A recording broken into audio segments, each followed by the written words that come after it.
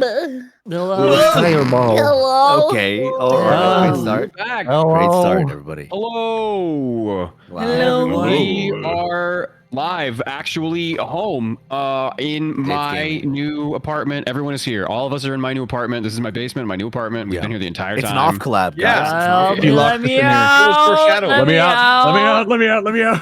Please let We me are, out. I have been moving in the last couple of weeks. We have slowly begun to settle in, and I have enough of my stuff together that we can do a game. It's fantastic. That was one of my goals, and we did it. Let's go. 2 thumbs up. And I'm not at a con. Oh, First freedom. time. First time? For the very first time, we're not icons. Yeah. But I'm glad to have y'all back. Thank you so much for coming, players and viewers alike. Welcome. Appreciate y'all. Love y'all to death. We had a bit of a crazy session last time, to say the least. Truly. It had to. We gave ourselves some time to kind of digest it and figure out what exactly we were doing. We had a lot going on, but before we get to that, we are going with a non-foreshadowy icebreaker question tonight. Yeah, that was rude of you, by the way. We will. You asked us knowing what you were How gonna do. dare you? Hey, that it was a mutually discussed thing. Don't worry about it. All right. Was it? That was rude of both of you then. Yes. I thought it was funny. Yeah. Your Honor, I Sure thought it was is. funny. It sure Literally, is. I think It the sure is. suggestion from Ben was like, "Wouldn't it be crazy if?" Look, it's me walking into the room Love saying, out. "Dude, I got the funniest idea." But It would have been really funny if we'd all been at Anime Milwaukee together, and you're like, "Hey, I need you to God. go away. I need to talk to Jonah."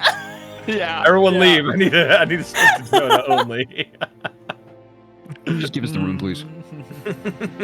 Please, thank you. But yeah, it was a bit eventful, but we're gonna start before we get into our recap and figuring out what exactly happened and catching you guys up, viewers.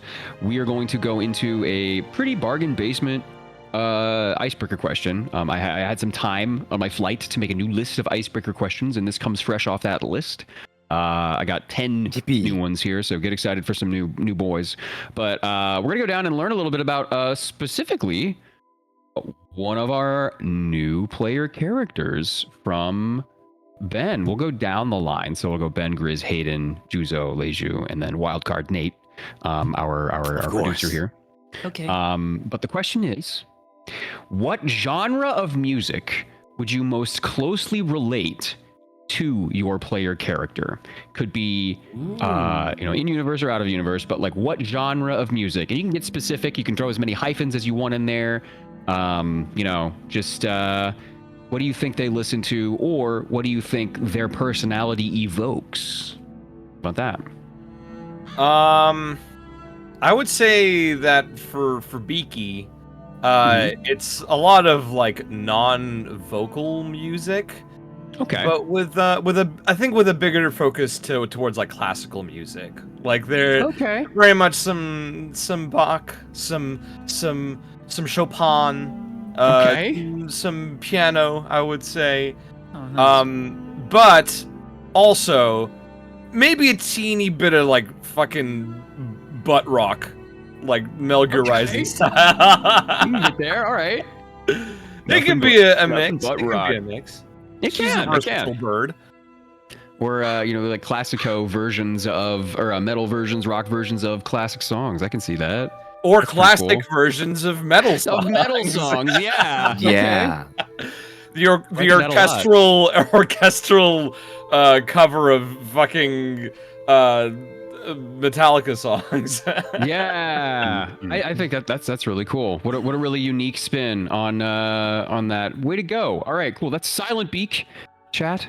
If we didn't know, Ben is now playing our wonderful Kenku.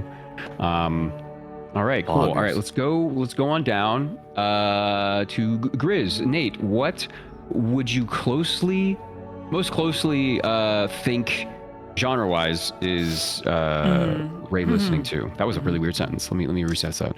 What genre of music do you think Ray either evokes or listens to? Oh, can you see in Okay, all right. Specifically Oh, on the no. Evanescence. 2007 emo rock. I thought that would be funny. Yeah, something like emo punk, punk rock. Some like screamo maybe. It's really similar to Sunder probably, and Phoenix even. I think we all kind of have a similar. We're gonna bond over our music genre. That's my assumption. Watch Sunder listen to like bubblegum pop or But something. I also think, funny enough, this feels like deja vu. But like I think also like classical, but specifically piano accompaniment. What's the word? How do you say that word? Accompaniment. Yeah, accompaniment. Okay, that one with violin, like piano violin combo. Yeah, I think that's a good. There's a song by Or like just solo cello shit, Oh yeah. Yeah, solo Yeah, cello a shit. lot of That's my final reverb. answer. Large room. I like that. Yeah. Mhm. It's very somber, very close to the chest, but also very emotionally evocative. That's very nice. Good answer. Yeah, or Evanescence. And or Evanescence, which is, It's also a very good. spectrum. Okay. All right, let's go down to Hayden, Argentum. What genre of music do they evoke or listen to? I feel like this is gonna be such an obvious answer, but I'm not mad about it. It's very like the most classic of classicals. Like they would be the kind of person to absolutely like go to an orchestra. Like they love them like some like Tchaikovsky stuff or like the classics. Really? I thought they'd be into like hardcore Tchaikovsky's so gangster cool to rap. get off the plane.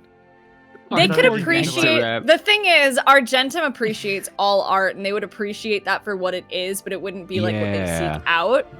Something right listening to.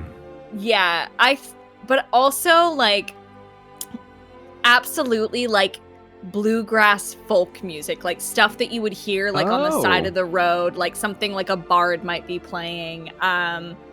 Like just like even just like solo instrumental pieces, like if someone's passionate about it and there's passion going into the art, they'll be even more like interested in it. Oh, I love that. That's gorgeous. Yeah. Okay, cool. So like some Mumford and Sons. You know what? I think they probably would. Yeah. Some Cage the Elephant. Yeah. Yeah, maybe. Nodders. Heckin', Okay. I was like, with the amount, like, or just like really gay music, but maybe that's just because there's so much Dodie on their playlist. Yeah, that's another thing. If you guys want to like default your playlist, and if you have a playlist for the character, you can pull from there too. Oh yeah, but I was like, no, probably like really, really classical stuff or like bluegrass kind of style. I like the bluegrass pick. That's really unique, and definitely something I feel like that they'd be super into. Especially when like I picture it now, like you guys on a cart, kind of going through a town or something like that, and just having no cares and being like, let's go and let's check out the pub, let's see what's going on in there, and listen to some of that wonderful folksy music, that three-piece band or whatever we got going on. Oh Definitely yeah, I'm like Argentum's they've thing. absolutely like frequented like a lot of taverns in their time, so like it's be like anything you hear in a tavern, Okay. I like it. All right. Fantastic answer, Hayden. Thank you so much. Okay. Juzo! Sunder. What is our monk boy like to listen to while he's kicking ass and taking names, or just chilling? Ska. I'm kidding. No. I'm kidding. But no. But no. I think like Sunder. I feel Sunder would probably end up listening to some like power metal. To be honest with you, shit like Camelot, Powerwolf. You like Norse metal, like what is it, folk metal? Yeah, folk metal. Yeah. Yeah, exactly. That shit goes really fucking hard. I'm gonna be honest. But if we're taking to like my own kind of taste, Sure. definitely like Poets of the Fall. I'm gonna be honest. Oh and my also God. Poets Yeah. has something for everything. Yeah, I've recently discovered they're pretty diverse. That's what I'm saying. That's why they're so good. They do What's your favorite Poet everything. song? I've been listening to it on repeat, but My Dark Disquiet has been. Oh my god, living My Dark rent-free Disquiet in is my so head. good. It has been in my head for months, and it has yet to leave. Yeah. War.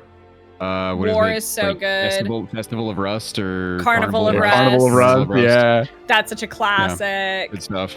Requiem I found for My them through Harlequin. fucking Alan Wake. So Yeah, same. Yeah. Oh, I Okay, fucking these love them. great answers, and it's something I definitely these are like spitting images of the characters too, in very very specific ways. So fantastic, yeah, good stuff. I can see him training right now. You know, punching a, I don't want to say punching meat, but like punching like a sandbag or something. Listening to some of this power punching a metal, like getting tree. himself hyped up.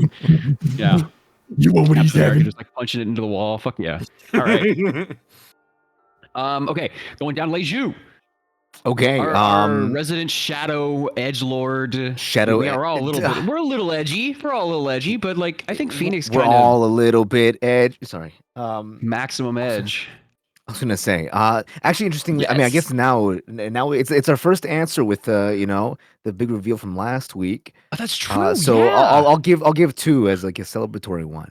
Okay. So I mean, I think it's interesting. Like, I think both of them kind of, they're like different levels of like, I think like that kind of J rock, J jazz kind of like style. I like like imagine. coffee shop. Yeah. I imagine like Phoenix, Zach to be more like the energetic versions, and then you know, Phi to be more like the slow core version. So like for Zach, it'd be more like, I don't know if like what's a good example? Like Cowboy Bebop opening, or like Dance with the Devil. Dance with the Devil, which is like a really great song as well. No, these are all very good. And then 4 or 5, like this something more slow core, like what's the I don't know the name of the song in English, but it's the opening for Rakugo Shinju season 2. It's a gorgeous song. I'll send it in chat actually. The jazz, kind of like the They're both jazz, K jazz. They're both stuff J jazz genre, but like two different kinds of that. I really enjoy that genre of music because I recently watched a documentary on jazz in Japan, and like kind of came about in like the early 80s as a genre, and Japan really latched onto that and coffee at the same time. So there were these jazz coffee shops that were just all over Japan, like the entirety of the country, and they were popping, kind of like how boba like popped off in the last 5-10 years here. Like Japan's coffee shops, because they're a big tea country, really popped off back then, and that's how the Japanese like slant to jazz, where it's just like really tight, really well rehearsed, people who are just like, you know, experts at their instruments and know the whole thing inside and out, and it sounds great. So yeah, that's really cool. Fantastic. And I can totally see Zach chilling in a coffee shop listening to some upbeat jazz, or I could see Phi taking you know, a little siesta on their bed, watching the rain outside, listening to some like slow jazz, you know, lo-fi lo-fi jazz. Yeah, let's go. Artists, oh man, you know what to do. Okay, all right, last but certainly not least, maybe littlest, is our little moth boy, Nate. What do you think personifies your moth in a genre of music? Lepido. I'd say probably like, I'd say like electronic and like violin, like closer to like Lindsey Sterling, maybe. I guess if you remember. Oh, I love Lindsey Sterling. Because I used to do a lot of like cello and violin as a kid, and I used to make music and yada yada yada. Yeah. So definitely like the energetic vibes of like violin and all that kind of stuff, but with like electronic vibes. So Yeah, I love it, man. That's and it seems that way based on the like the type of music you show me. That's that to a T. Sure. That is Lepido to a T. Yeah, I love going into. Have you guys ever been into like a VR chat world that is just almost entirely a auditory and visual experience? Yeah. It's a little overwhelming sometimes, but like if you're there and you have the right circumstances, super cool. And that's the kind of music that I think of when I think of that. So amazing. Very, very good. I thank you so much for all of your answers. We've kind of opened the door a little bit on Silent Beak, and also a little bit more on Phi. Pog. Our new Two new characters, guys, dropped new last party session. members. friend. New old friend, exactly.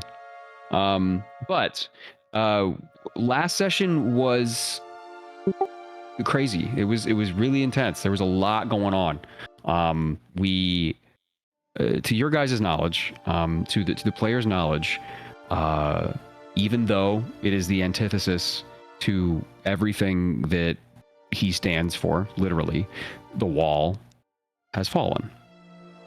And much to the chagrin of pretty much everybody that was in attendance, including people like Alondra,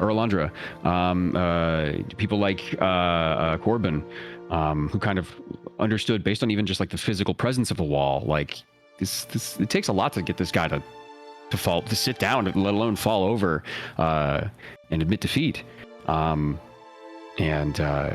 that's just how the roles went. That's how you guys learned some information during that fight that you had with Acervax and the Banner, the Wall's old friend, comrade, confidant, who had been brought back from the other side of the thin veil between life and death for a nefarious purpose as a revenant to bring the wall, in his mind, home to the sea, to the ocean, to complete this cycle. And little did he know, little did they know, the amalgamation that was all of the ranking members of the river, that they had been corrupted by Veyround in order to this end, in order to fulfill this purpose. It was unfortunate. It was a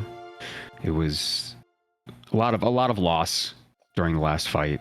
But does anybody want to say a few words about the wall before we continue? Does anybody want to talk a little bit about what happened last session? Even what you guys accomplished. I know there was a lot with Phoenix, Phi, and Zach. Both sides of that coin. There was a lot that happened with Ipswich. There was a fair amount that happened with Ray as well. A lot of like emotional, a lot of emotional depth that we had to explore. A lot of unresolved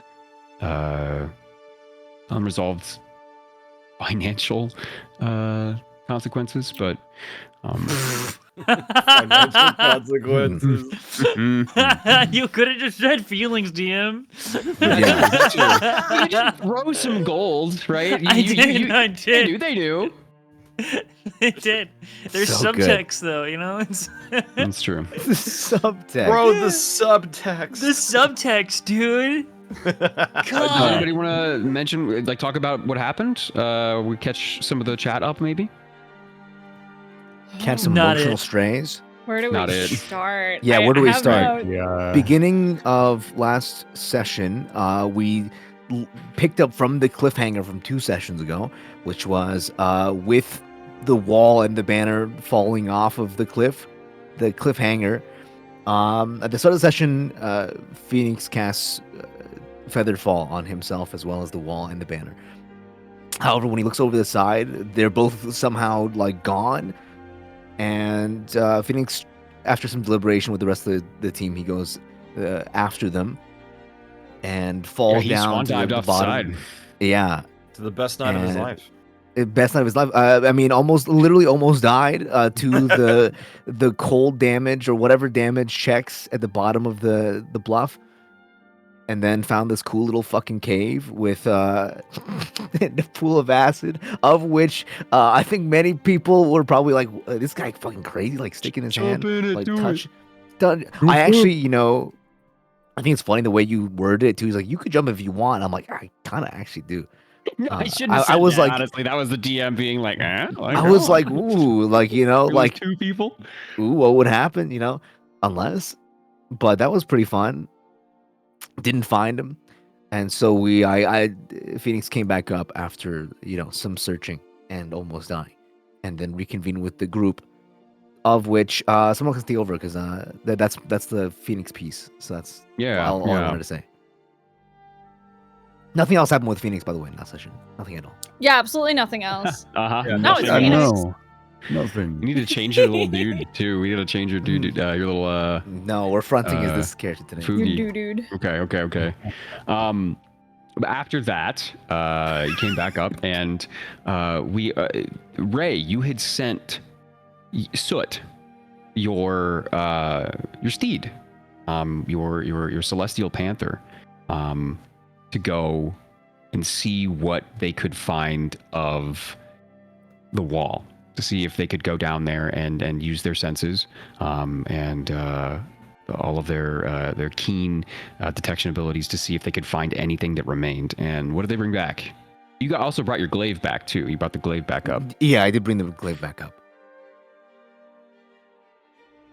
Which is still engraved with the stuff from Illustrate. Yep. Whatever. But Illustra's still has touched the wall nowhere to be the found. glaive. I think Grizz is frozen, but that is okay. Grizz Whiz is wee. frozen. Whiz Whiz-wee. We wet. Okay. Whiz What's that? We will speed bump Where this. are you? And then let's see. I had to We were be. I'm intro- sorry. Oh, there you go. Okay. Welcome back. What did Soot find? You sent Soot to go and grab whatever remained of the wall if they could find anything, Yes. and they did. Yes, they found Heartbreak and brought it back to me violently. It was the wall's helmet. And Unlucky. that was it. They found it by a river that had been created to the north. Yes, the river. The aforementioned. invocation. The river, actually. Yeah, the river. The invocation of Astrovax's name caused some mild tectonic activity in the continent, and that had coincidentally created in the fjord a new river towards the heart of Lolthlorian. Yeah. Where the White Moraine is, where the Selvatarm's tournament is to be held, in the direction of the small hamlet of Black Meadow, just towards the frosty interior of Lolthlorian. And you had a really, really heart-wrenching scene, to be fair. I've thought about it almost every day this last week. Yeah. Nodders. You planted the glaive at the mouth of this river, and what else did you do? Well, I cried actually. Yeah. And simplest way to explain it is I gave a small glimpse into the pain that Zephyriel does not usually show Yeah. ever in that way, and he did so alone or with Soot, and then in some sort of a despair or rage, or a mix of both, through a sack of gold, 10 gold, I think I said, because I still need the gold, but threw 10 gold into the river and called it a deduction, as I have done many times when Wall has messed up, and this was definitely a mistake. Mm-hmm. Yeah. It was a very tearjerker, to be sure, but with you and Soot down there by the river, Phoenix, I'm gonna make you talk about it. Phoenix Fuck. had a bit of an event. Well, we met up with themselves. other people first, I think. You did. You met up Yeah. with Elandra. Actually, came in. Elandra, and and then they were like, "Yeah, well, I have something that can help you." And we got introduced to Ben's cool, very sick new character, instant fan fave, Silent Beak, who is a Kenku who talks via chalkboard, which is very cool. And I love like narrated characters, like when like they can't do anything. I think it's a cool. Describe what they're doing. Yeah. Yeah, it's a cool dynamic as well, since Sephiroth can't communicate, Can't see one and, way. yeah. I'm funny. excited to see if that relationship. Argentum like cracks their blossoms. knuckles, ready to Like, I'm ready. facilitate. We can never take Time lunch to be the together. translator. But yeah, you got introduced to Silent Beak. Ben, do you want to tell a little bit about what Silent Beak did, how they interacted, what their steez is right now? Yeah, so when Silent Beak was first introduced, she seemed very apprehensive of the party for some reason. And even some small little gestures, like almost like she was testing the ground with them. But eventually once it was clear that it's like, hey, Elandra trusts these people and they don't seem to be who Beak thought they were, she was way more like amenable to helping them out and is now basically along for the ride. And they also, Beak did offer them a little bit of comfort by having like an educated guess that the wall is still alive somehow. Yes. But we'll see how that plays out. Haha. He looks at the camera and gives a big smile. I wonder how that's gonna play out. Smile. Then after that, the party moved towards the called in residence. because Corbin was gone, as well as our old man Ipswich, that we all know and love, that no one hates and no one thinks is cringe or troll. He's supposed to help people, man. He's gone. Yeah, they're both gone, and we get to his quarters, and it's there's like some random dust explosion. I'll be honest. Yeah, that's like from what I remember. Like talcum powder almost all over the place. Yeah. And all that's left is the window was broken open as well, and there's no sign of him. Or was it broken or just open? Something like that. I can't remember exact details. Yeah, it was just open. Wind coming in. Sorry, guys. I don't take notes. I just like remember off the cuff. It's a pretty good memory, but yeah, honestly.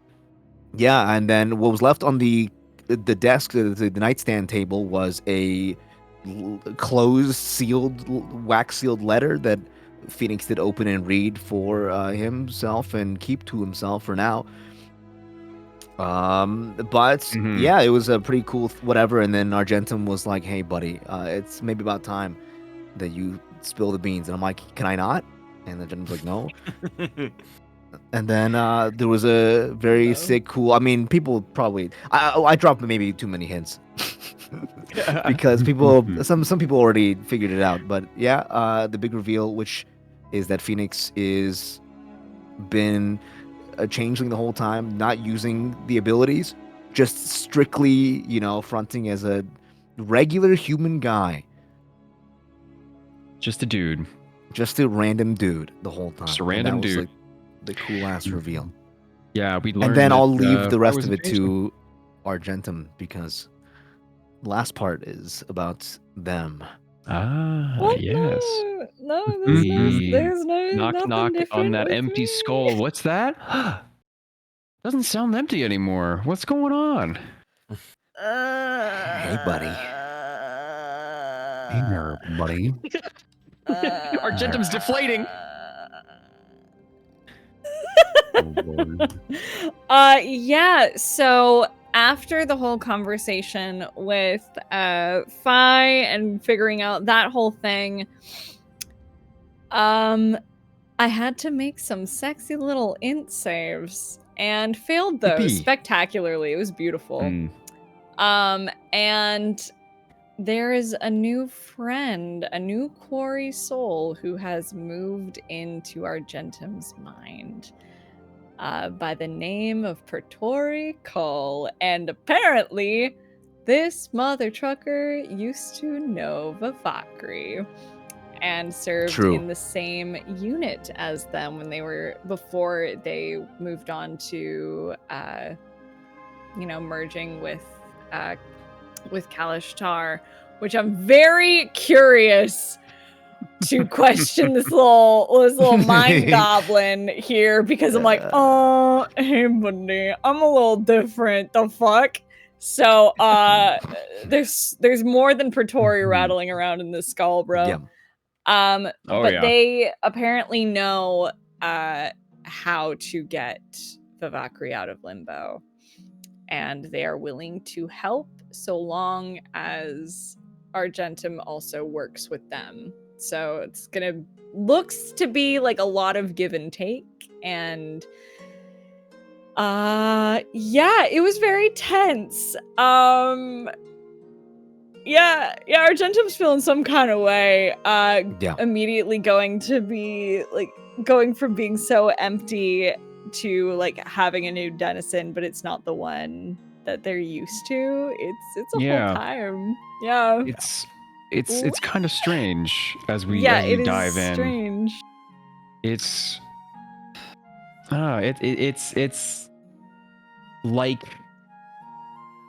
like eating a meal, but it's all empty carbs. You're just you know that it's bad. You know that amount of like pasta that you just had or bread that you just had is insane. Yeah. And it's very filling, and it's there, and it's present, and it's weighty, and it you feel it in your gut.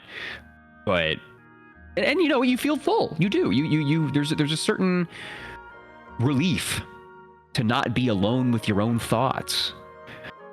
But it's not going to be great for you, or it's very new, and it's one of the strangest things you have felt in the last few weeks, if not your entire life, based on your history with Vivacri.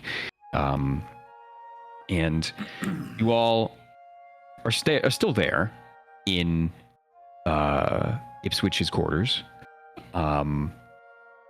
You have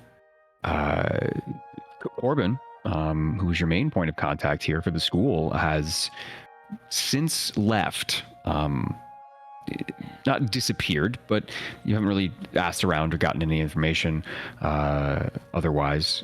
He's just been gone. He fucked off somewhere. Penelope's downstairs outside in the Bailey. And we have, I think, Argentum, Sunder, Phi, and Silent Beak together in this room. The door opens slightly at the wind that kind of blows in from the open window, and we'll pick up here. What do you guys do? When you said the door, I imagined another. The door is the next Goliath to join the party. Next. It's Ben's new character, the Bye, door. Silent Beak. The door is here. Silent Beak, the door is here. All right. Well, I wanted to say that when my character dies, I'd like to reincarnate as another roommate in Argentum's head. Okay. No! That's a great idea. I'm moving in. I got the spare room. Spare the brain Don't have any more room in here. I hear you tell We'll stories. make some room because we all come in. Hey, I brought the beer. Let's go. Yeah. You can annoy Praetori. Fridge is in my empty. brain. This guy is scary. He's gonna kill me. That's your quarry voice. God, I would fucking kill you. I would drive to your home and punch you in the face. Okay. I would have to jump to do it. Hey guys, it's like the deadbeat, like useless roommate. Hey guys, there's no more beer in the fridge. It's like, yes, because you drank it all. Roll out of toilet paper too. I'm gonna. Who are you? Yeah, I'm just. It's Yeah, like I'm in the other friends. room. Just ignore me. I'm not here. It's I'm like gonna say friends, but the apartment is Argentum's head.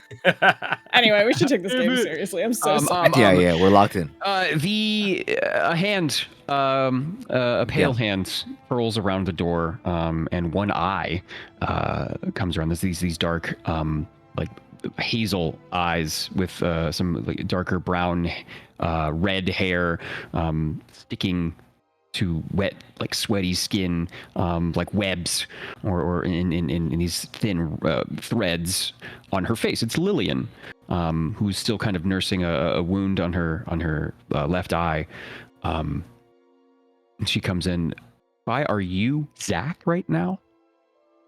Yes, I've turned back into the Zach. Okay. What should we do?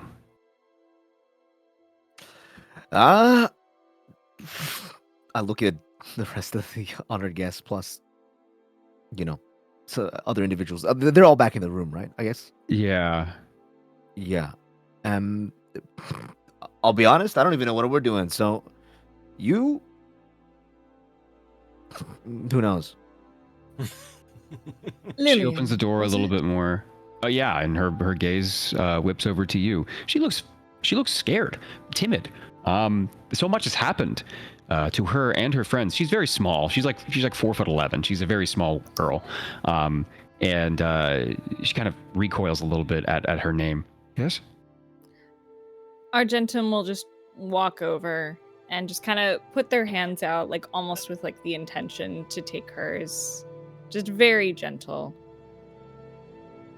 She looks at Phoenix and puts her hands out towards you. Argentum will just like gently take them and give them a very light squeeze.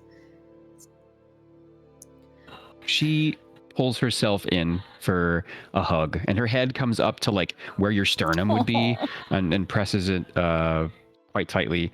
She doesn't cry. She doesn't like breathe heavily or anything, but she just hugs you very tightly, and it kind of gets a little bit tighter as the hug holds on for 5 or so seconds.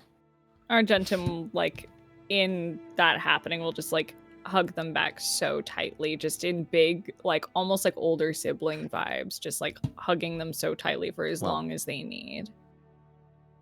She, after a little while, she pulls back and looks at all of you, and looks back at the pile of ash that is what was, a very paternal figure to her. And looks at Phoenix, says, "Do you know if he'll be back?" At the question, Phoenix, he thinks for a moment,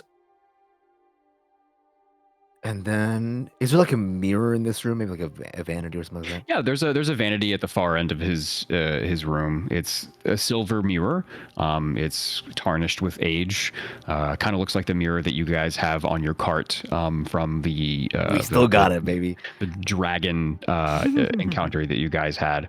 Very Damn old, it. but still able to be reflective. Yeah. Phoenix will lift his, altered, quote unquote, firearm of sorts. Sure. And point to the mirror and shoot an Eldritch Blast at it. Does it work? Yes. You Okay, cool. shatter the mirror into a bunch of tiny bits. There's a smoking hole in the mortar and stone that is the reinforcement in this room.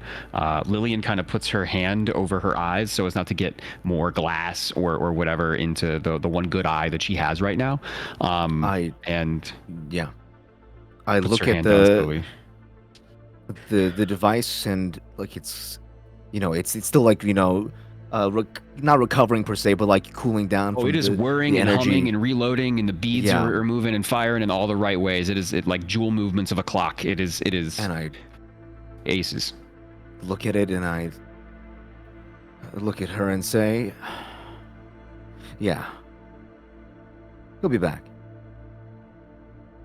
You don't have to drag him. Just checking if I still got it." You are ridiculous. And if I don't, then he's in trouble. Wait, you didn't just break the mirror we had in our wagon, did you? No, I shot a No. random This mirror is in this the is thing. this Random is mirror? Ipswich's personal mirror. Oh, it's okay. I don't know why I thought. Well, okay, sorry. I was like, what? I see. Lillian puts her hand back down, looks at you a little quizzically, but like that the expression softens once you explain your reasoning behind that, and her lips curl. She doesn't really smile, but it's just like she gets it.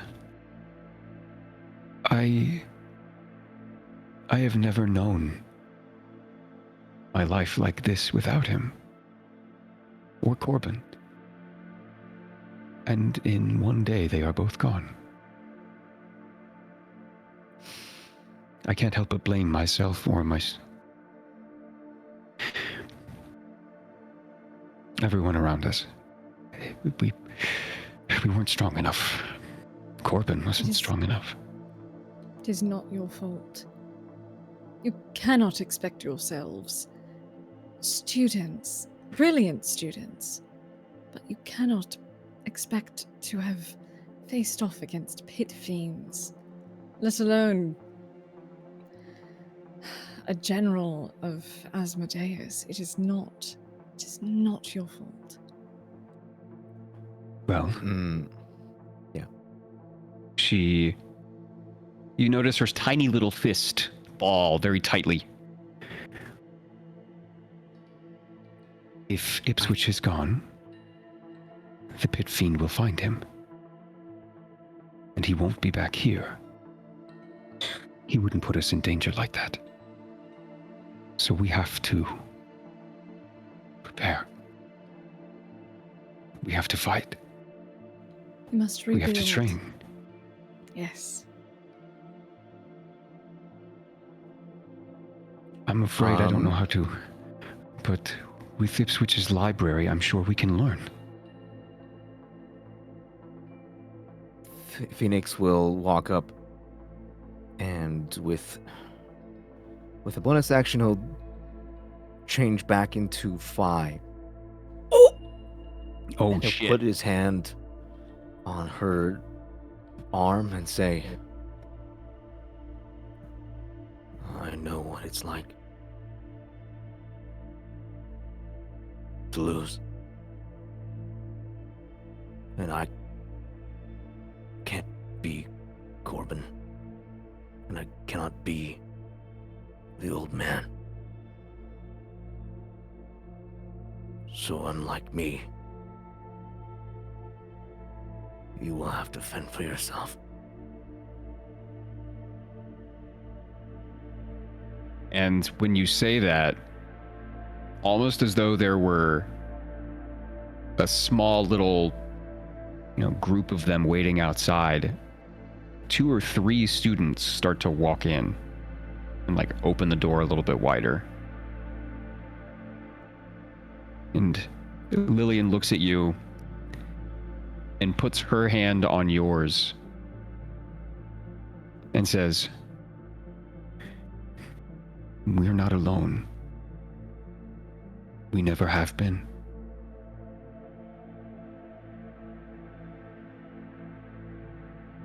Good. And with that, he'll turn back into Zach. And with Zach's usual shit-eating grin, say, well, guess you're on your own. She You'll be smiles fine. and looks at the group that kind of peeked in.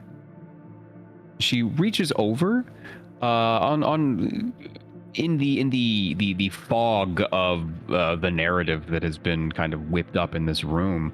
There's several bookcases that kind of come to light, and she reaches over to one of the books and plucks it off the shelf, and then tucks it under her arm and nods to you guys, and then walks out with the rest of the group of students back down into the residential area. She is tenacious. I think they'll be all right. Yeah, Probably. Unless some bad shit happens again. Oh, shit. As she walks down the hallway, you kind of hear her like lowly barking orders, starting to take a little bit of like charge here, starting to point people in various directions and get things organized. I like her. I think they'll be perfectly fine if they were able to survive an onslaught from a general of Asmodeus. Mm-hmm. They're stronger than they look. Oh, yeah. Scammer or not, he's a strong guy. I believe it.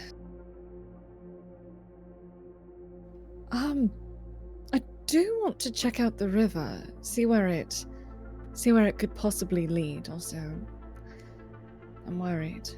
I want to find Zephyriel. Worried I about think them. that would be a great idea. I want Better to go see check where the on him river anyway. leads, because it could be a route to the tournament. Could get us closer. Hmm. And there is something I want to run by all of you. It is a selfish request, so I wish to have all of you. Right, the tournament. Yeah. It is a shame, and you're all going to take this in a different way. So, I'm getting ahead of it. It is a shame that Priestess Zyra is not with us, because apparently she had contacts at the tournament. There were people she knew who were going. So it is a shame she's not with us, because she could have talked to them for us. I'm curious who they might have been. I think we might have an idea on what we can do to get ahead of that, if that's the case. Especially if this one over here, and he'll nudge Faye. If he can change shape, he can definitely change into Zyra if he needs to. That's actually not a bad idea. I didn't think about that, but yeah. Like a wide Breaking the smile game already. creeps on Zach's we got face. newfound powers here. We can think As outside he the like gun, he like mimes the action of like, you know, holding two huge breasts. You know what I mean? I hate you. Argentum is immediately just walking out. Their faces just bright red. They're like, I hate you. I hate you. I hate you. I'm so sorry, Clouds, Argentum. smiles, Go away, and gives a go thumbs away. up. Ooh, I love you, Argentum. Oh my god! We slept together one time! While you guys are doing all that, Beak has been jotting Beak, something dude. down, and she'll show it to the group. It's just one word, with a question mark at the end. Tournament? Oh, right. He has news about Beak. Gotta catch you up. You like fighting? She shakes her head. Me neither. I think it's quite fun. You probably don't want to hang out with us if you don't like fighting.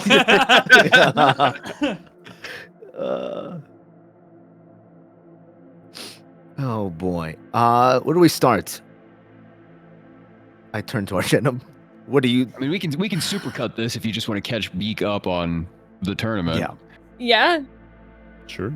She has the It right would to be cool refuse to that- continue journeying. I mean, catch her up on the fact that we made an enemy out of Veyron. Yeah, Argentum next, will give hour them or the so. lowdown. Yeah. You guys, as you have this conversation, some of the affected students come in, and they actually offer you all some food. It's meager, but you kind of have like there's hot. They give you hot water. It's not necessarily tea, but there's leaves in it. You know, they're doing what they can, and you guys catch up Beak on the tournament and Salvatarm specifically. Is there anything you would like to touch on that, you know, maybe a bit you want to kind of like hammer home? So, not only are we... Because Salvatarm is, what? Veyron's son? Yes. From what we know. So, Beak, darling, we are not only going to one of his child's tournaments. If you're going to travel with us, it is going to come out sooner or later. So, we are searching for another one of Veyron's children. One they had against the wills of higher powers. We are looking for his son. And we do not know where to start. She like puts like one of her hands up to her face and like looks down and just ponders all this information. And she will, like, after a bit of consideration, she'll jot down another couple of words on her slate and flip it over to you, and it says, "Must fight?" ? No. I don't believe so.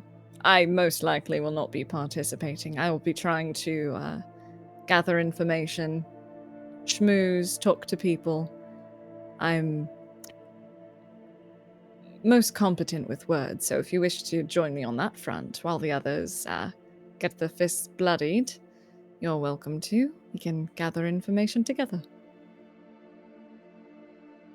She gives a small nod, but then ponders again, wipes away the slate, and then writes another word. Writes another couple of words, and it's not comfortable with deicide.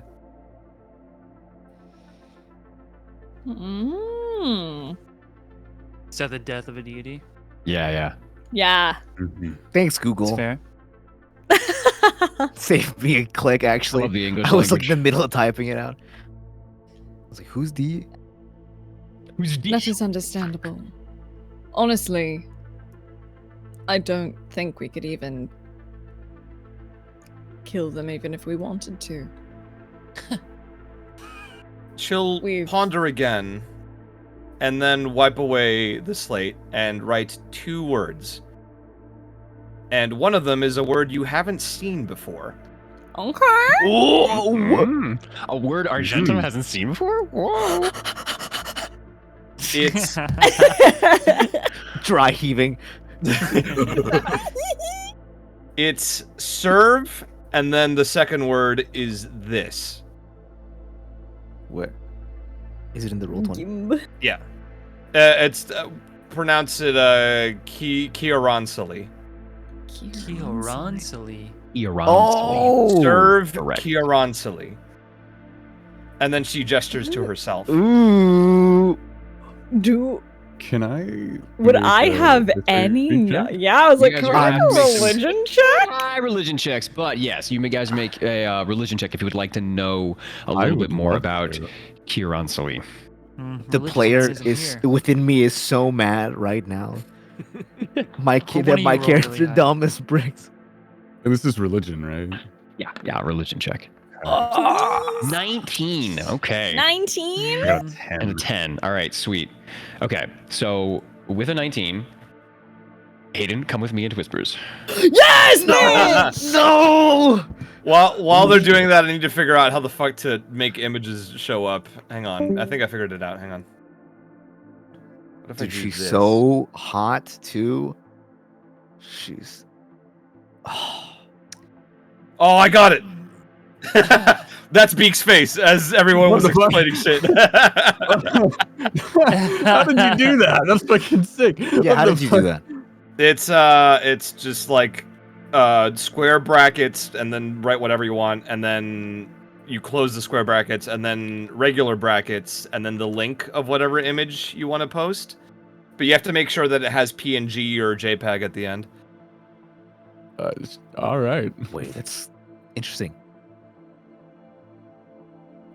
Man, I hope this comes up again when you guys see Ray, so I can try and make the religion check. Ugh.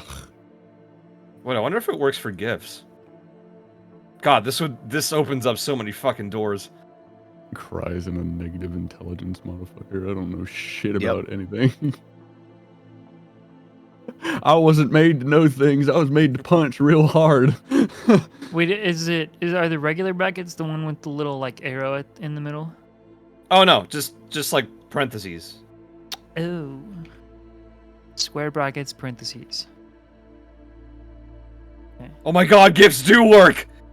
Trying. Oh my god, dude. This changes everything. Yeah, that Carl gif is Beak thinking about what to do after all this. So good. This changes everything now. I tried to write Ray in the river, but it didn't come up. Ray in the river, Damn. cat and bubble bath. Oh no. Were you bathing in the river? Yeah, What were imagine you guys doing pull over out there? and butt ass naked. You're just fucking just raw dog in the river. Like, what are you doing, Ray? Raw dog in the river! Bathing in the river my friend created by dying. Oh no. The bathing with Wall's helmet. It's just to feel something. That's kind of freaky. Yeah, a little bit.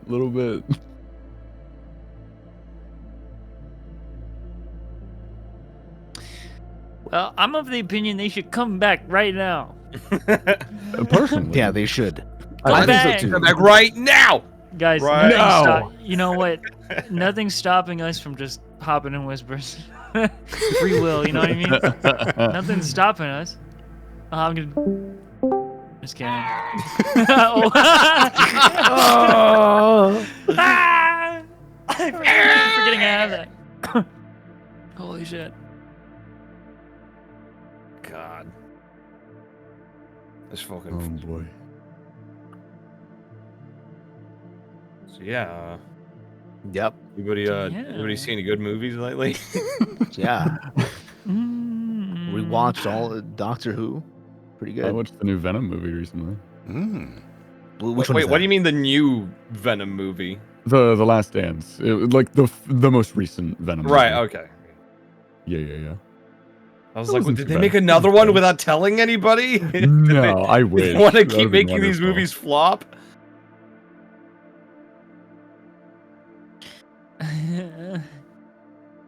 I watched Mickey 17 a few days How was ago. that? I've heard a lot of interesting things about it. I really liked it. I know a lot of people, like some folks in the group I was with were like, I thought it was okay, and I was like, I liked it. I thought it was very charming. It was goofy in a fun way. And it had Robert Pattinson doing like this kind of voice the whole way through, like he was just playing a fella, and it was He's just a little guy. it was great. It was funny. We love love little that. fellas. I've heard good things about that one. I have not seen many Yep. movies recently, though. I recently watched a Korean movie called Along with the Gods, which was pretty fun. Ooh. It's about a Korean dude who dies and tries to reincarnate. It's really good. Oh, interesting. Interesting. That's up for Interesting. core. It's very, Yeah, very good. literally. And it's free on YouTube. Even better. God, they're yapping. They are yapping. Yeah, at them. Kieran Slay is there's a lot of lore. Yeah. And Lot Hayden of did lore. roll a 19, so they're entitled to a Personally- decent amount of it. You would think as a monk I would have a pretty decent religion stat, but no.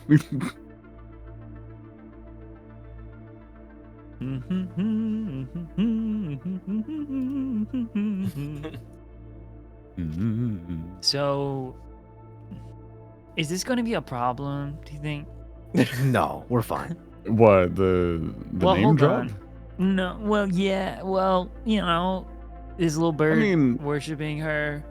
Yeah. I mean, Is that gonna be? Is that gonna be a problem? I don't No, think I it's think gonna we're be a fine. I think problem, we're to be honest. okay, guys. I mean, we should be fine. I mean, what could possibly go wrong? Yeah, they like Beak mentioned like Exactly. not liking deicide, which, if we remember what Elistray was talking about ages ago, we're not really going to kill Salvatarm, no? Maybe not Salvatarm. Hmm, Maybe not Veyron. maybe. But who knows? Yeah. Once we hit level 20, every god is fair game. True. Whoop they ass for God. free. Whoop they If, ass they, for free. if these gods let me survive to level 20, I can't make any promises. If I'm allowed to live until level 20, what are you doing? That is a horrible idea. Yeah. Oh my god, they're Jesus back. fucking- They're back. Ah, Hi. We weren't talking about killing any of the gods. no. Yeah, we were Really? just chilling. No, we weren't. Good No, luck. not at all. Not at all. All right, Juzo, come with me. You get info One by All right, one. sick guys. Different levels of info because they're All right. Different roles. Hayden, you don't have to tell me anything. All I Yeah. want to know I ain't is... telling you fucking shit. All I want to know is... I ain't telling you shit. you are don't we you don't, gonna have, you don't have to say are anything. we- is this going to cause problems? Are we going to have problems? Only if you make them. Are we gonna have? Oh. You don't have to say problems? anything, but if you'd like to We'll tell have me everything, that's problems. completely cool. If you would like to spill the entire beans right now while the DM isn't listening, that's fantastic. I would love Oh that. no, my beans. There's nothing sh- stopping Oh no, you, my you know? beans! Oh, my beans. Fantastic. Exercise free will. Betray your friends. Yeah. Wait, don't betray your friends.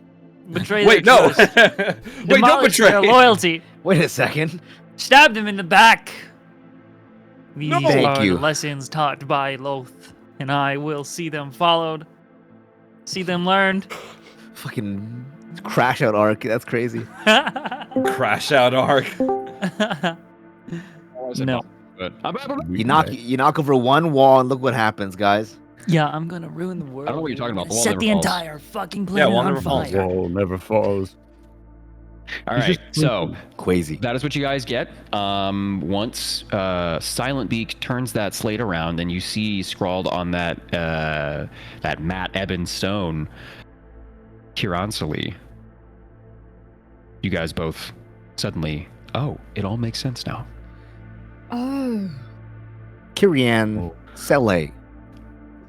curiosity. Kuronsili. Same thing. Close enough. I mean, if you're trying to sound it out, sure. Beak is looking at you guys like she's a little confused why you wouldn't know this god.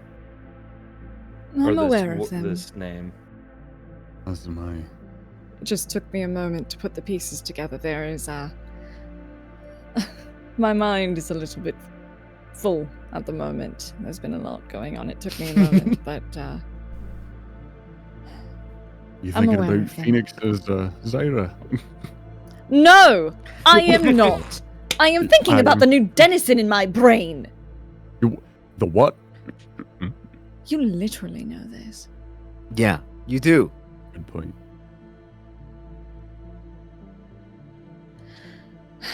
Apologies, Beak, but I'm aware of your god. Oh, it's a god. There will be no issues, I promise. She doesn't seem convinced, but she will give you a small nod. And then she'll wipe away the slate and then write another set of words. And then she'll turn the slate around and it says, I help, you help. I think Trade that is- offer. I think that is doable. There might be something that I ask of you. Due to She- your god's domain. She gives like a reassuring nod. Like she feels confident that she can help. You've any knowledge of limbo? Do I have knowledge of Limbo, DM? You don't even have to roll. I would say, yeah, you know basically that Limbo is a plane between planes. Mm-hmm. It is where, I mean, it's where the dead go when. Oh the yeah, then plane- yeah. Yeah. You know exactly what's going on. Yeah, she gives a very like big nod, like a very very energetic nod. You've any idea how to get there? She ponders, and she like doesn't really know how to respond to that. Well, she'll wipe away her slate, and then after thinking for a bit, she'll write one word and then flip it over, and it just says death. I mean, yeah. I mean, yes. You trying to go die? No. Good. We've Kelly, his wife, my mother, and Vivakri are stuck there. Different I do place, not- hard to get to. I don't know how much longer they can hold out. This kind of sucks, because I'm pretty sure my old man could have told you how to get there. He's been everywhere. Beak will regard, like, she'll look at Argentum with like a kind of like an appraising look based on the words that they're saying, and then they'll like give a small like sigh, and then we'll wipe away the slate and start writing a lot of words. Oh boy. Oh boy. Here we go. Yeah. Becoming But Argentum's favorite. In order to get the old man back, we'd have to give up the kid. We're not going to give up Yuri, though. There must be another way. There has to be another way we can do all of this. And ideas are falling into place. If what I... Oh. Is this Argentum why starts you said like... we weren't going to take it well? Some of us were going to take it different ways. Is this No. Argentum, they just start like pacing almost like excitedly as like ideas just start like moving in their brain, and like you get the sense this is just kind of how they are every time. Like maybe this is how they are when they're writing and like ideas are flowing. They're just like kind of pacing excitedly and kind of like moving their hands in different ways, almost like they're doing calculations in their head. As you guys are having this conversation, every 2 or 3 minutes, a new student walks in and, puts a pile of books down or lights a candle or, straightens the curtains, just kind of like actively putting everything together. And by this point, Ipswich's room is a little bit more cozy. There's a fire that's been lit. There's a couple of candles that have been lit that illuminate some old paintings and things you weren't able to see in the cold darkness. But Argentum paces back and forth, paying no attention to these children. And Beak has finally finished writing, and she'll turn the slate around, and it's basically like, since the slate is so small, like she's had to kind of make the letters smaller or bigger depending on the emphasis. So it says, crossing to limbo, inconceivable in like big letters and underlined journey, forbidden underlined for living, very underlined sacrilegious. Only for death.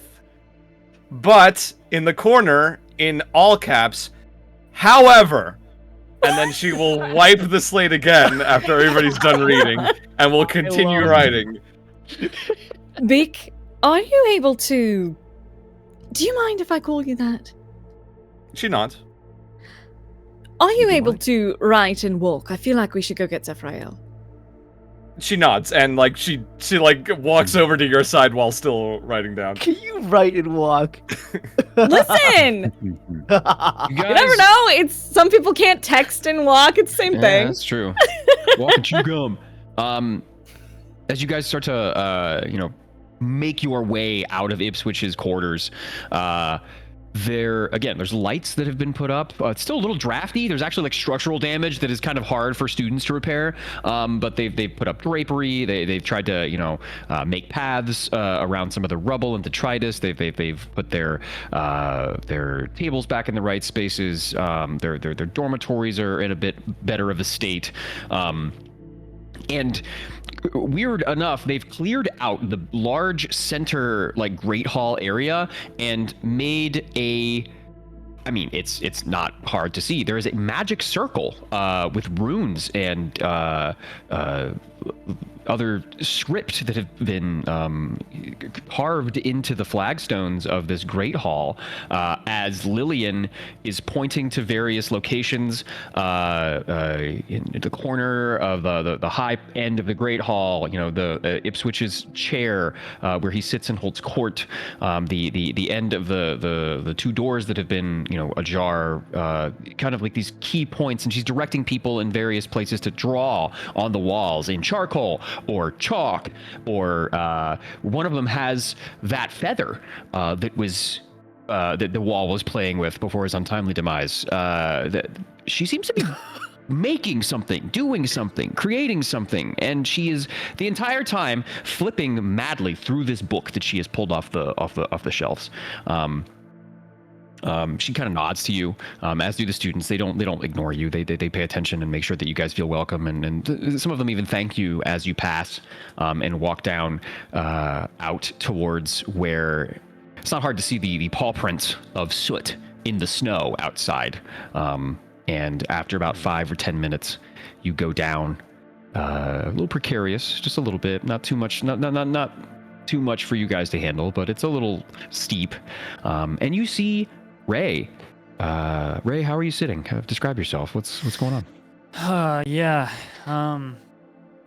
As you guys are approaching, you would see Ray leaned over the river, washing his face.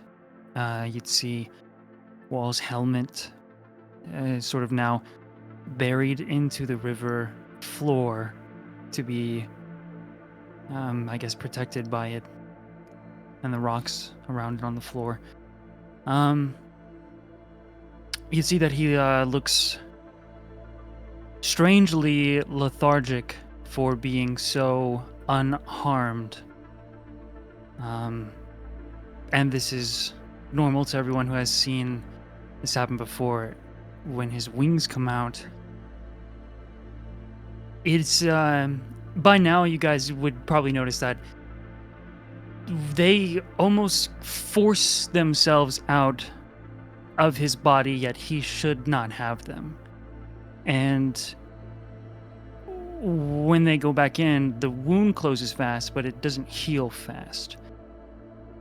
And if you're especially perceptive in the moment, you would know that each time black liquid kind of streams down his eyes, but he is currently washing away multiple streams at the side of the river. Black liquid kind of taints the rest of the fjord in front of you, and what was once like this Nordic, like clear, crisp, cold water, as soon as it reaches Ray, downstream is almost as though there's like, way more of it than what it looks like. It just kind of disperses into a black river. It flows out into the ocean and finds its destination, but it almost absorbs the light as it goes past him. This kind of wispy, web-like tendrils of ichor that flow out of Ray into this river. Guess you'd also see some pieces of gold scattered on the floor.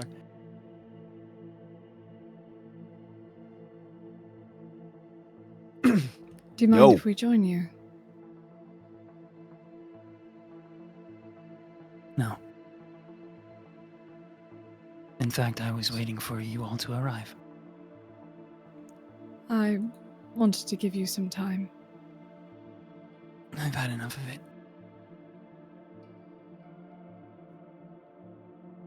Well, Anything new? yes, actually. I have some ideas. We've been discussing with our new friend here, and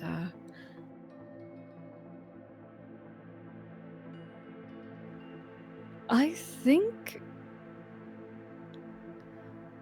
Well, we do not have an exact answer to getting to Limbo. If her god, Kyriansely, is how I am thinking, she is said to be sort of an arbiter between deities, yes? So, there is a chance that Beak's worship of her could give us an edge in dealings with either Veyraun or even Elistray, even though it is tough because Elistray was, well, here for the wall.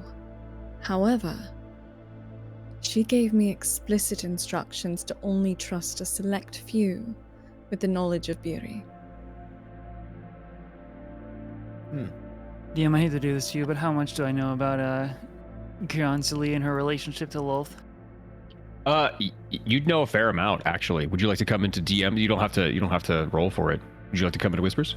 Yeah, just so I know. Oh, just so I have. What's it like being Lolth's favorite? Okay. I just want to know what my context is. What's it like being Lolth's favorite, huh? And getting all the cool information. Oh no. Of course, fucking Zephyriel gets the religion check fast pass. Mm-hmm. Bitch. Grumble, grumble. Bitch. It's okay, so do I. So- Yeah, I know. I'd hope so. Must be nice. I'm not smart. I'm just wise. That's all I got, bro. I got a big brain full of brain cells. That's what Argentum and I don't have in common. Big brain full of brain cells. Oh, yeah. We Dude, tossed playing brain smart cell characters back is and impossible. forth. It's true, we do. It's fucking hot potato out here. I'm not even gonna lie. Just like the way that Zeph has been since this whole thing happened, I'm just like, I want to give you the biggest fucking hug. You and It's me both, so- bro. I'm just like, I've been so tempted to just be like, you know what? I'm just gonna grab him from behind do and it. just fucking hug him, just not say anything, scare the fuck out of him. It's like, oh, who's behind me? just- Jump scare hug. I'm just giving you affection. Don't mind me. Do it. Do No, it, I do it, probably do it, will. do it, I probably will end up doing do it. it, do it, do it, do it, do it, do it, do it, do it. He Give him won't know. the Yeah. fetish snuggles. Give him the surprise went. glomp. Oh True. god, no one wants a surprise glomp. I felt my back just started aching in memory of being glomped at It's fucking awful. cons. It's awful. Oh my You're God, throwing my save that back for the out. past. The ball pit flashbacks. Oh no. god. The TwitchCon foam pit. Oh my Oh, god. no, Just- it sounds like a Oh. foam pit. Oh, did you see the one person that got like sent to the ER? Yeah, Yes. that's what I'm fucking referencing, bro. So Oh, bad. God. Yeah. We love shallow foam pits. Do we? I Yeah. don't know. I don't know about A little bit of that one. excitement, you know? I don't know, Chief. I do. God, now I'm thinking about it. That's a kind of a scary sight. Sunder's like 6 foot tall ass fucking running full speed and tackling Zeph. That's kind of Uh-oh. scary to think about. Hold on, I have a Jesus. gift for that. Daughters. Dude, now that gifts are in Roll 20, it's so over. They are? That scene. Yeah, they're How? have you been Check seeing the roll the Roll 20? 20. I am. I just don't know how to do it. When Ben can explain it. when everybody was like when the group walked up to Zephyriel, like clearly mourning. Beak is just kind of standing there, not knowing who this guy is. Like,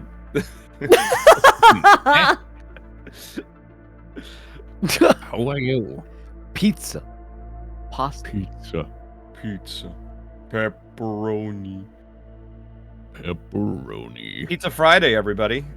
Be It's sure to Pizza get Friday. yourself some pizza this Pizza Friday. Get your ass into that Get tower. a pizza. That's what I have for lunch, funny enough. Get your ass into that tower. I had a and get salad some for pizza. lunch. A pizza I'll salad? trade you. No, I need to be Pizza salad? healthier. I've been so stressed and, stressy give the munchies, and I need to not do that. Yeah. Damn. Yeah, you're just like me. When I'm stressed, I eat too. It's Yeah, really bad. I'm like, I drink more coffee, which doesn't help. I drink more coffee and I eat Yeah. more when I'm stressed out. And I'm like, I need to Yeah. not do that. So I'm like, okay, tomorrow is I don't My have toxic anything trait is until drinking coffee. until streaming with my husband. So we're gonna get on the Yeah. motherfucking treadmill. I've been Maybe doing lift some pretty well when weights. it comes to caffeine recently. I've like cut a good portion of like coffee and energy drinks out of my diet. Damn. Couldn't be me. I feel like I've I had said like, kinda. 3 Not cups. completely, but kinda. I have like maybe Couldn't 2 or be 3 me cups either. of coffee a week now. Oh, Hide a my week Baja could- Blast. It's 2 to 3 a day, brother. Listen, I was drinking 4 cups a day for a week, and it's Death Wish coffee. That shit Oh, is the strongest honey. I can get. I was drinking so much because I am a caffeine fiend, and it was a Caffeine. problem. Caffeine. I'm a caffeine. Can I just say this whole time, dude, Grizz has said absolutely nothing. This guy's been talking his head off. He's Oh, getting really? I so haven't much seen- info. I'm like crushing my other hand in my While Jonah's my doing the white from- freaking whiteboard gif of the de-escalating Fucking shit. white knuckle grip, brother. Jesus. Yeah, dude. Ugh. Oh, no, I I've love noticed that too. Fucking Forgotten Grizz's mouth Realms. hasn't moved. I love the Forgotten Realms, guys. Forgotten Realms is great. Oh my god. Thank God. What You were was saying, Prison. all right, you guys were saying.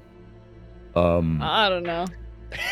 Yeah. They're talking about me being a caffeine fiend. Yeah, a Caffeined, if you will. No, I mean in the game. Caffeined. Argentum was saying. Yes, Yeah, yes. Right, I'm British and hot. Here we go.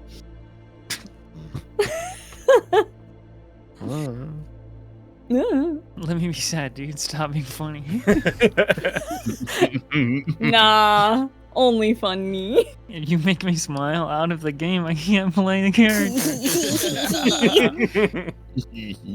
Well, but in a natural break in the conversation, Beak will tug on Argentum's shirt and Yes, darling. show the next part of what they were writing, and it says, "Help with task. Will try help yours. Must complete task," and written again with capital letters, "Must complete task. Or death. Journey to limbo alone." Understood. You understood that? Must complete task. Must complete that. So we gotta help. Who helping who first? Arjuna? What do you think need, we- Vic? They'll look to Phoenix and then back to Argentum, wipe away the slate, and then write one word that you all are very familiar with. Eve Bronca. You Huh? are sent to help Eve Bronca. She looks a little confused as to your choice in words, I don't but know if help does is give the a word. small nod. Bronca Dude, mentioned in dude. 2025. Holy moly! You've Bronca mentioned in the year of our Lord. I take it you know what happened to the city, Beak. She looks puzzled and shakes her head slowly. Oh. Yabranka, big crash out. Everyone die. Not that is a everyone, horrible way to Phoenix. describe it. Oh my goodness. That So, is a horrible way to describe it. we're going to back up about 10 million steps. The god Veyraun was set loose some years ago, and he had Driders, thousands upon thousands of Driders created under the city of Yvbronca. We tried to stop it. We managed to take out some of them using duskflower pollen. However, there were more than we could handle, more than any of our companions could handle. It resulted in not only the deaths of some friends, but many deaths within Yvbronca. We got a boatload of people out. Others escaped as well. Not sure where they ended up. But there are devas handling the situation at the moment. They are trying to take out the remaining Driders. But as far as I'm aware, the Driders are still roaming the city. Wouldn't doubt it. There's a lot of them. It is I'm still gone. not gonna forget. I'm not gonna forget the sight of that giant one as we were leaving. As you were explaining all of this, Beak's expression gets filled with more and more and more dread. And she, like, looks down to the floor and is, like, trying very hard to keep composure. And she's gonna, like, pace a little bit, like, taking a few steps back and forth, trying very hard to think. And then she'll wipe away the slate and write, "Must complete task," with, like, and she shakes the slate slightly with, like, desperation. Oh, is I your thought I was gonna etch a task? sketch. We like emptying it. We can help you. No, I don't know if I can help you. What is the task? That's a good question, actually. I was just about to ask. When you ask her that, she looks apprehensive and then shakes her head. She doesn't know. You don't know the task. No, she shakes She's her head lying. again at that. So you do know the task. She Maybe lifts we a can finger keep up it. to her beak in, like, a shushing motion, and then shakes her head again. Hmm. You can't. Secret task. She nods. Oh, It was Completely understand you. Specifically in Yvbronca. She nods again. Did you have family connections there? Faction? She shakes her head, a little bit confused by the question. I will tell Interesting. you that I am a champion from the Church of Loth and the Reformed faith. If your task is in conflict at all, we should not travel together. She regards Zephyril's words very carefully, and then she will write on her slate and show it specifically to Argentum so they can you know, Yeah. speak on Of her course. behalf. It says, "Not conflict, harmony. Death, harmony, all things." It says, Ray, not conflict, harmony. Death is the harmony of all things. I think we can trust her.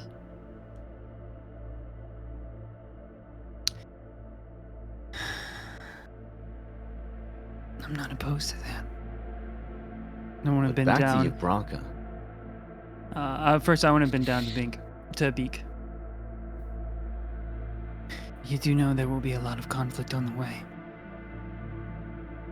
She will reach out and gently grab Zephryl's hand and turn his palm upward. And with her left index finger, she will trace out the word Y-E-S on the palm.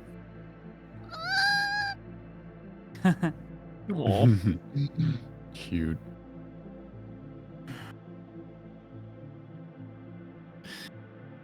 What were you saying, Phoenix? No, I was gonna say, location-wise and route-wise, we've got a little bit of a problem, don't we? She will quickly, like, once this conversation is moving on, she'll, like, startle slightly, wipe the slate, and then write, "Can help you on the way, Ivbranka." Mm. So we can go first, and then it's back to your Bronca if we do a trade. I mean, I just don't know if it's safe to go back to Ivbranka so soon. Upon hearing that, she'll wipe the slate and then write again, "Must complete task." I see. It's like one of those time-limited things. It's not safe, but that's the reason, right? She Mhm. nods. Time sensitive. I think we should. How much time? She does think about the words time sensitive, and she'll wipe the slate and write, "Death waits forever." Mhm. So we got a little bit of time. She gives like a slightly unsure nod, like There's no time frame. It's just We it must needs go. to be done. I mean, it's only fair, right? Absolutely. We help them, they help us. I She actually... nods. Yeah, actually. Mm. They kind of like start chewing on their nail a little bit, just like nervously. I'm almost afraid to ask.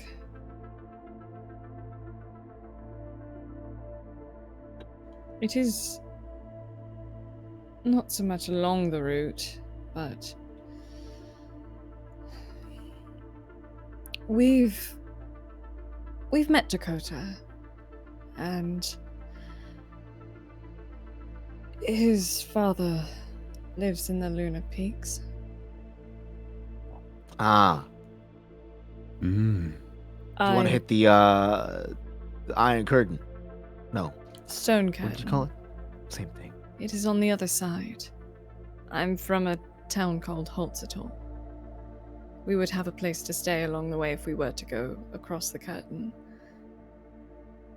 I'm just... There could be Feeling answers, not... homesick? I mean, a little bit, of course, but... There could be answers, and... I've not been back to the Kalishtar settlement since I was a child. It's been about Mm-hmm. roughly 22 years. So I don't Yeah. remember what we had there. Long time. Yeah, I was 6 when everything went down. So I'm just saying there could be answers towards what we are trying to do. And also, if we can get in touch with Dakota's father, it could be beneficial to have another dragon on our side.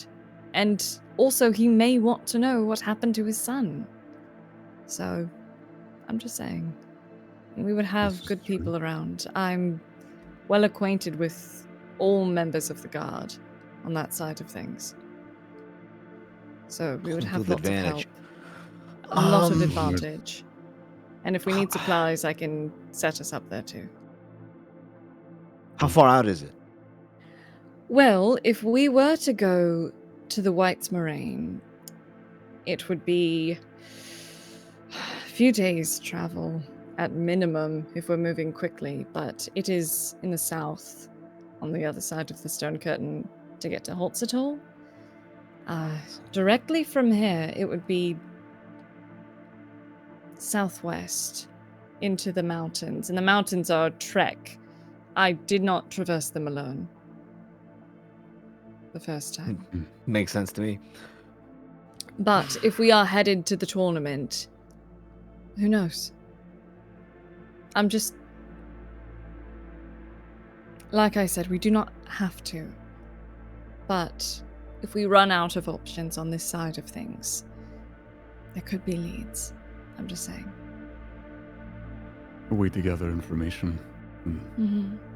Possibly And in who your knows? valley.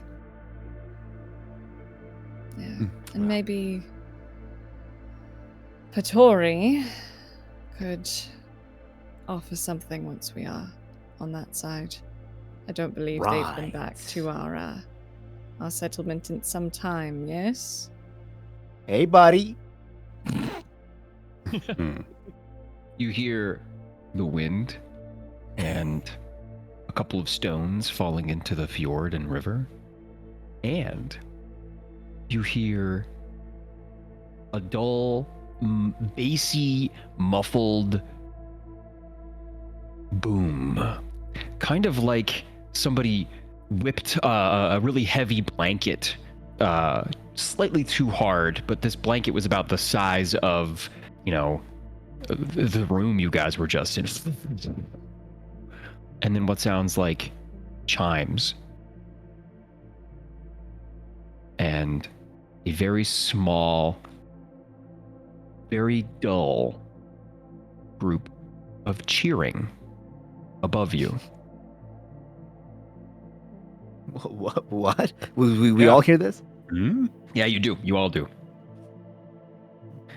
I'll look it up. Yeah, we all look up, I think. You look up and you see the sky. But this sounded like it was coming from the Bailey or Ipswich's residence or the Great Hall, the menagerie, in the castle. Mm-hmm. Kids are up to something. Do I recognize that series of sounds? Anything that's happened before? You don't.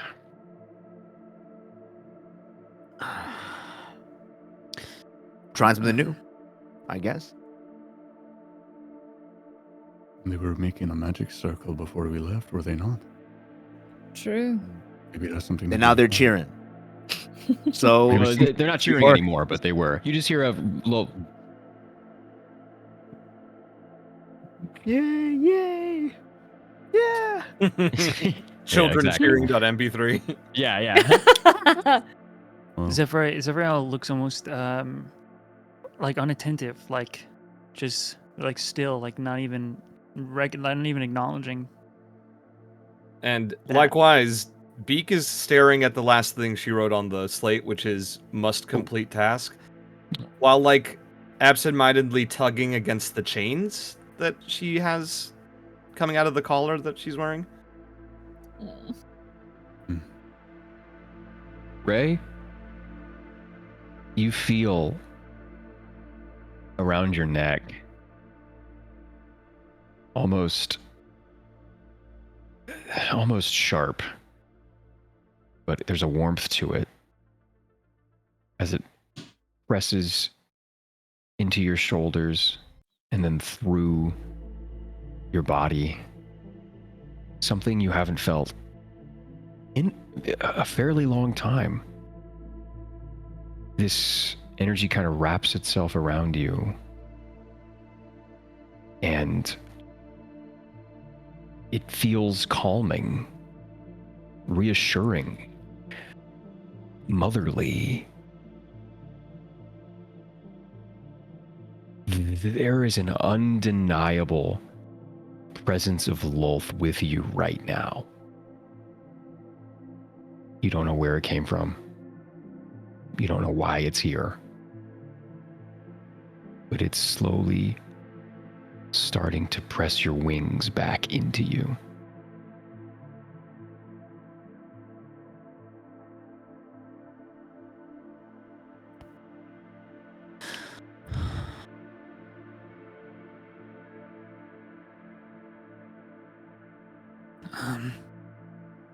I hear something begging for our attention, and I hear you, Argentum. And I know that it is important to you. And I am ready to move on, however. And he sort of picks up Wall's glaive, spins it upright so the blade is pointing towards the sky. However, I can't go with you all if this, he kind of gestures at the river, is to happen again. I know that internally we all have pain, we all have guilt, we all have regrets. We are all fighting a war within ourselves. These things are not weaknesses by themselves, but in battle, in conflict. Sort of gestures at Beak. These things are wounds that give our enemies a major advantage. And if you fight with your wounds exposed, you are a liability to yourself and everyone that fights with you.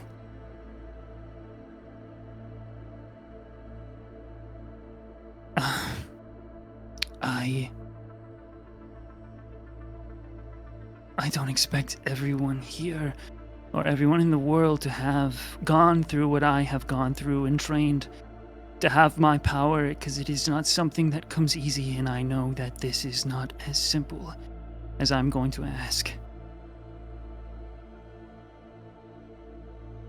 But I strongly urge you to stitch these wounds before our next fight by whatever means necessary, because I do not want you to fight with me if you are even slightly willing to lose. Hell yeah. Hell yeah. That's it. How do you hold this glaive? You just point it to the sky and just next to you? I clench it tight and I say, if you all can make this deal with me, this promise, I guess, then I will use all of my power and my strength to empower you. We will help each other, as are the teachings of the Reformed faith. But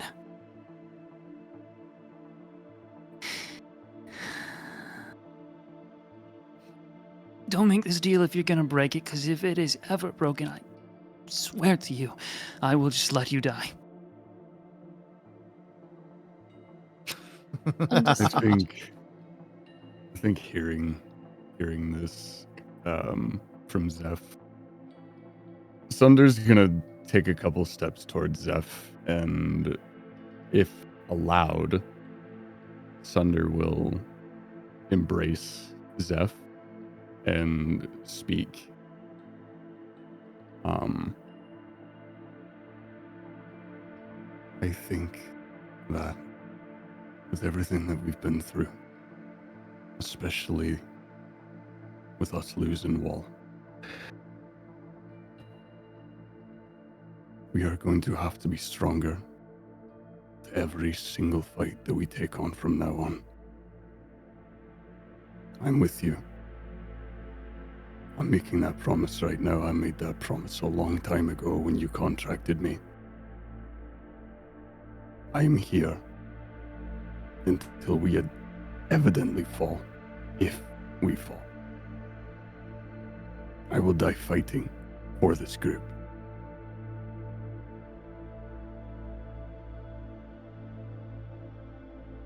And then he will let go.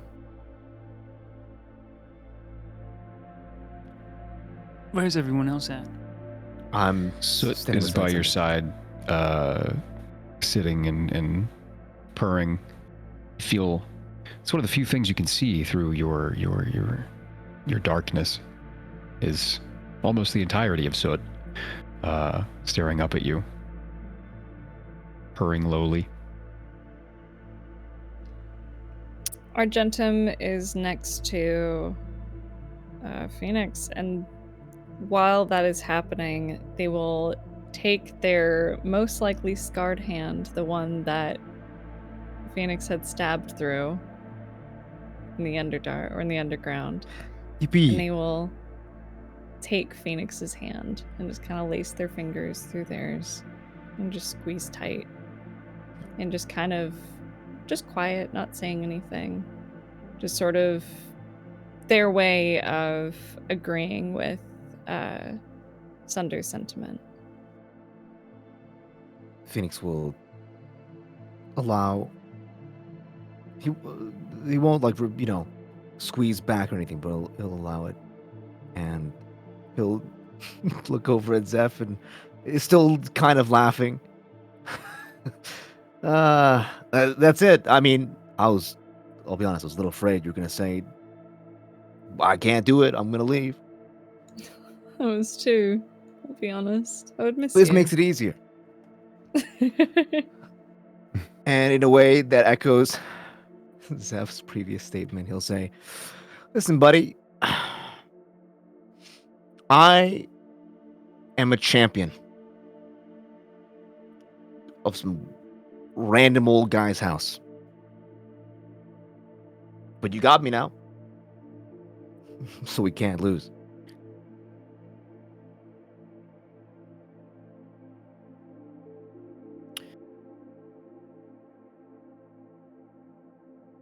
Don't take this lightly.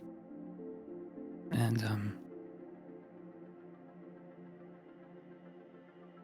you can interpret this as just a friendly warning, Beak. And you guys, as long as you have all moved forward within 10 feet of Zephyriel, you will feel an aura of protection. Let's go! Yes! Let's go. That's so cool, man. What a great way to introduce that. That's very, very cool. Yo! Wait, we have it's so over, Yep. guys. The game is done. It's so over. I forgot Paladins I get love aura of protection. Oh, okay. Fantastic. And with that aura of protection, you guys, is anybody else touching the glaive, or is it just you have it, Ray? Just me, it's now my walking stick. You've heard the chiming, tinsely, high-pitched shimmer of whatever was going on up near the castle. But something else perks your ear a little closer. And everybody else sees it, but you feel it as the one currently holding onto the glaive. Magic. A line of particulate mist begins to envelop the entirety of the glaive as the image of Elistray fades from sight. Oh! Oh. Off the glaive? Off the glaive. Oh, you bastard!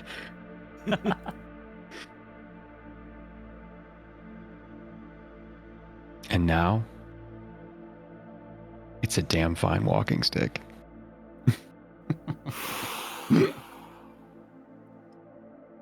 I don't say anything. Yeah, Argentum looks from the glaive, to Phoenix, back to the glaive to Phoenix, Do I say something? The monkey side eye gif. Yeah, literally that, bro. Like, Wait, We wait, all wait. see the same thing.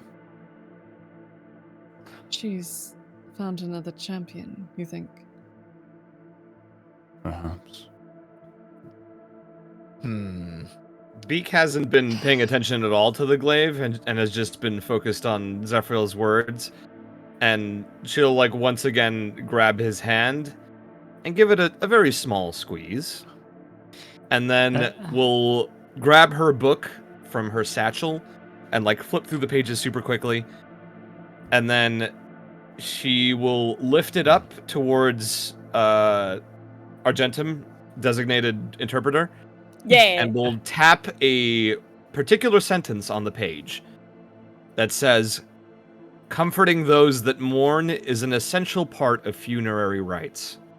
It's a guidebook. And then she'll flip through some more pages and then tap another like excerpt of a sentence that says, "Can find semblance of peace through those that still cling to life." And then she'll, like, flip through even more. And then there's, like, a page that almost looks like it's written full of just disparate poetry. But she'll circle with her finger, not with, like, her chalk finger, one particular set of sentences that read, "With loss, we gain. With decay, do we grow. With death, we are given life." Argentum will read all of that aloud for the party. That is beautiful. Who wrote this book? Beak looks at at Phoenix and just kind of, like, slowly shakes her head with a bit of judgment in her eyes. There's so many pages. I'm going to like you. I already do. Beak looks surprised at Argentum's words. Like she like looks around and then, like, gestures to herself, like, in Yeah. confusion. Yeah, you. Yes, you. She Very looks down to the much so. ground, puzzled, and then writes in her slate 2 words. "Why like?" Question mark. Oh. All this bitch does is write books. It's not just about the words. I mean, yes, I'm an author, but I don't know. Your spirit. You do not know us. at all. You know nothing about us. But already, it is your spirit, yes. You just comforting, but also You have a lot of tenacity, and I like that. You seem smart and good head on your shoulders. You're interesting. And I would like to get to know you better. I already like you very much. She carefully regards Argentum's words and then looks down to the ground again, and she pulls up, like, her sleeves of her robes a little bit, and she has shackles on both of her wrists. They're, like, really rusty, really worn, and it looks like she's been wearing them for a long time. And she kind of absent-mindedly, like, just fiddles with them. Like, she just, like, taps her finger against them and, like, wiggles them a bit. And then, like, she'll like roll her sleeves down again to hide them. And she looks at she makes eye contact with Argentum and, like, bows her head slightly. Holy shit.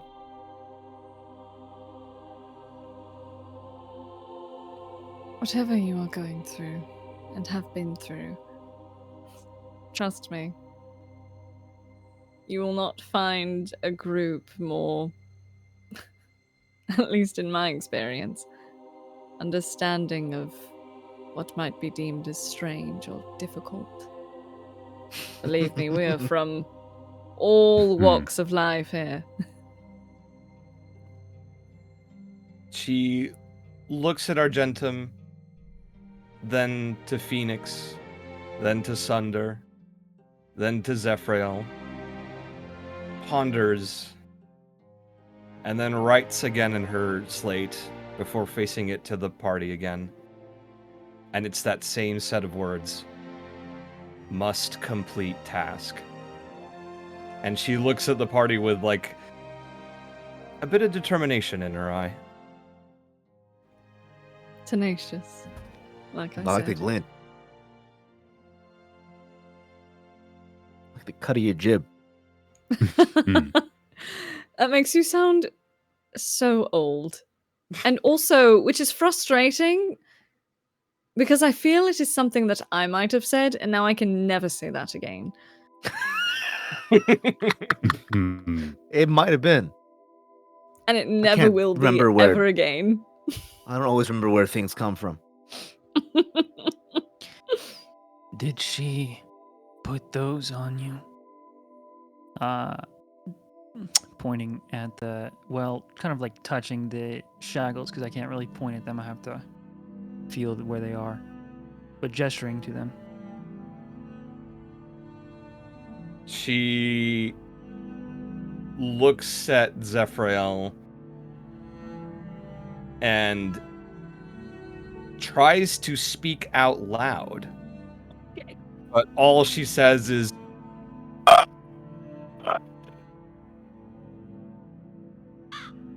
and just kind of like keeps to herself after that.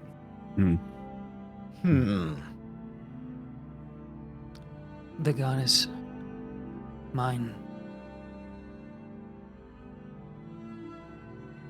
puts restrictions and trials on me too. I like kind of tap my blindfold. Interesting. Never thought about it that way.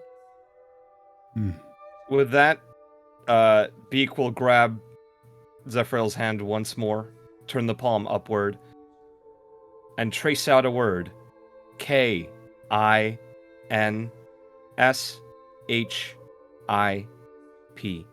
Aww. Aww. Kinship? I believe that when we are free of them,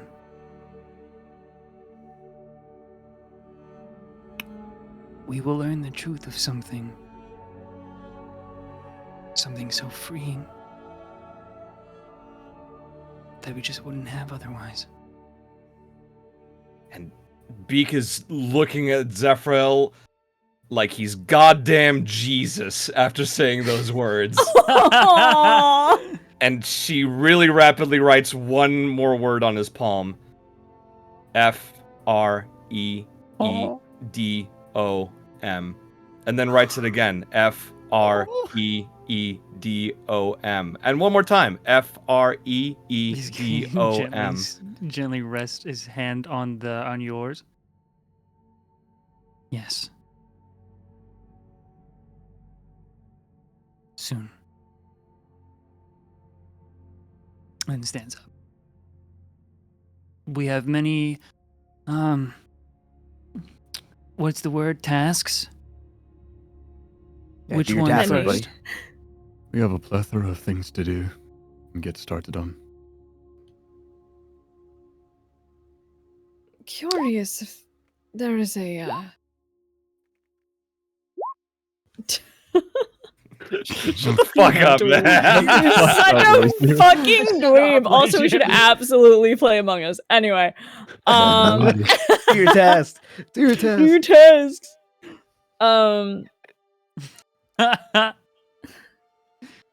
Do we have an idea where this new river may take us? Because if we can get our hands on a ship or even a raft of some kind, although a raft in this cold would well, would be death. But Not perhaps ideal. we can. Yes, I'm not looking forward to that. Also, we did promise Ray, so. This is true. Right. But gotta get him his if- boat back. if we can get a boat of some kind, it might be faster. If it can take us to White Moraine. Leju, can you Hi. make a history check for me? It's time. I was actually just about to ask. Yeah, I figured. History. Let's hope burrito. Bing. 18. So, Ipswich was he was a socialite, a man about town. Maybe a little too social. Yeah, maybe a little too social across the plains, but he got around town on the material plane as well, to different countries and continents. And in order to facilitate that, he had his own personal vessel in his own personal dock, attached to Castle Eladar. You remember it fondly as a place you would go and, screw around. You'd go and do mild drugs with other students in the shady corridors of the junk-sailed galleon, the Blood Cutter, which may or may not be docked. You don't really know. You know Ipswich did have a ship, though, and it was a pretty nice one. And this river is like wide enough as well? That's another question. Like I guess I wouldn't know until I see the ship, right? I thought I'd already seen it before. Sorry. You had seen the ship, yes. The ship is it's quite big. It's majestic. You don't know the ins and outs of it, but this river itself is maybe 100 feet wide. So yeah, you would assume that it would go through. You're not sure how deep it is, but the water is still actively it's been nice. You're pretty far away from like the mouth of where this thing is right now, at least. But the water has been gushing from the ocean to this like negative area of this split in the earth that has just opened up. The new river is fresh and still actively going through growing pains, but it's pretty wide. Right. Well, if a ship's what you need, I do wonder if the old man's ship is still there. Blood, something or rather. Named it something stupid and edgy. I see where you get it from. Get what from? Where? Oh.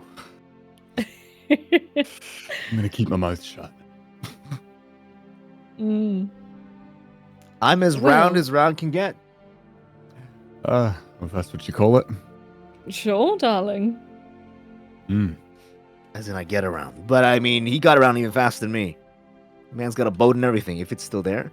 Do you think the river could handle it? Also, how in the hells would we get it to the river? So it's on a dock. I mean, if the river is from the castle, then it should all connect, right?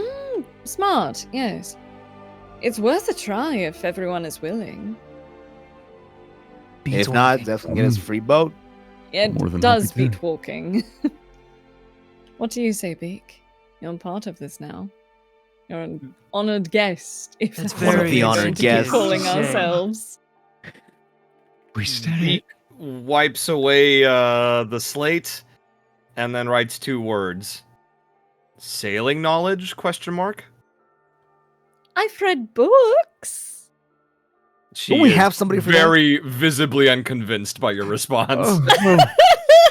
We did. How big can the river even fit? Is this a ship or a boat? Like, it won't be difficult to just kind of row through the river, will it? Nothing huge. I mean, it's his personal, Ever had a personal This was boat a before? galleon. Galleons are Yeah, massive. but it's They are huge. a yeah. personal galleon. I don't know if can a river fit I guess it could. It could. Damn, could this river fit a galleon?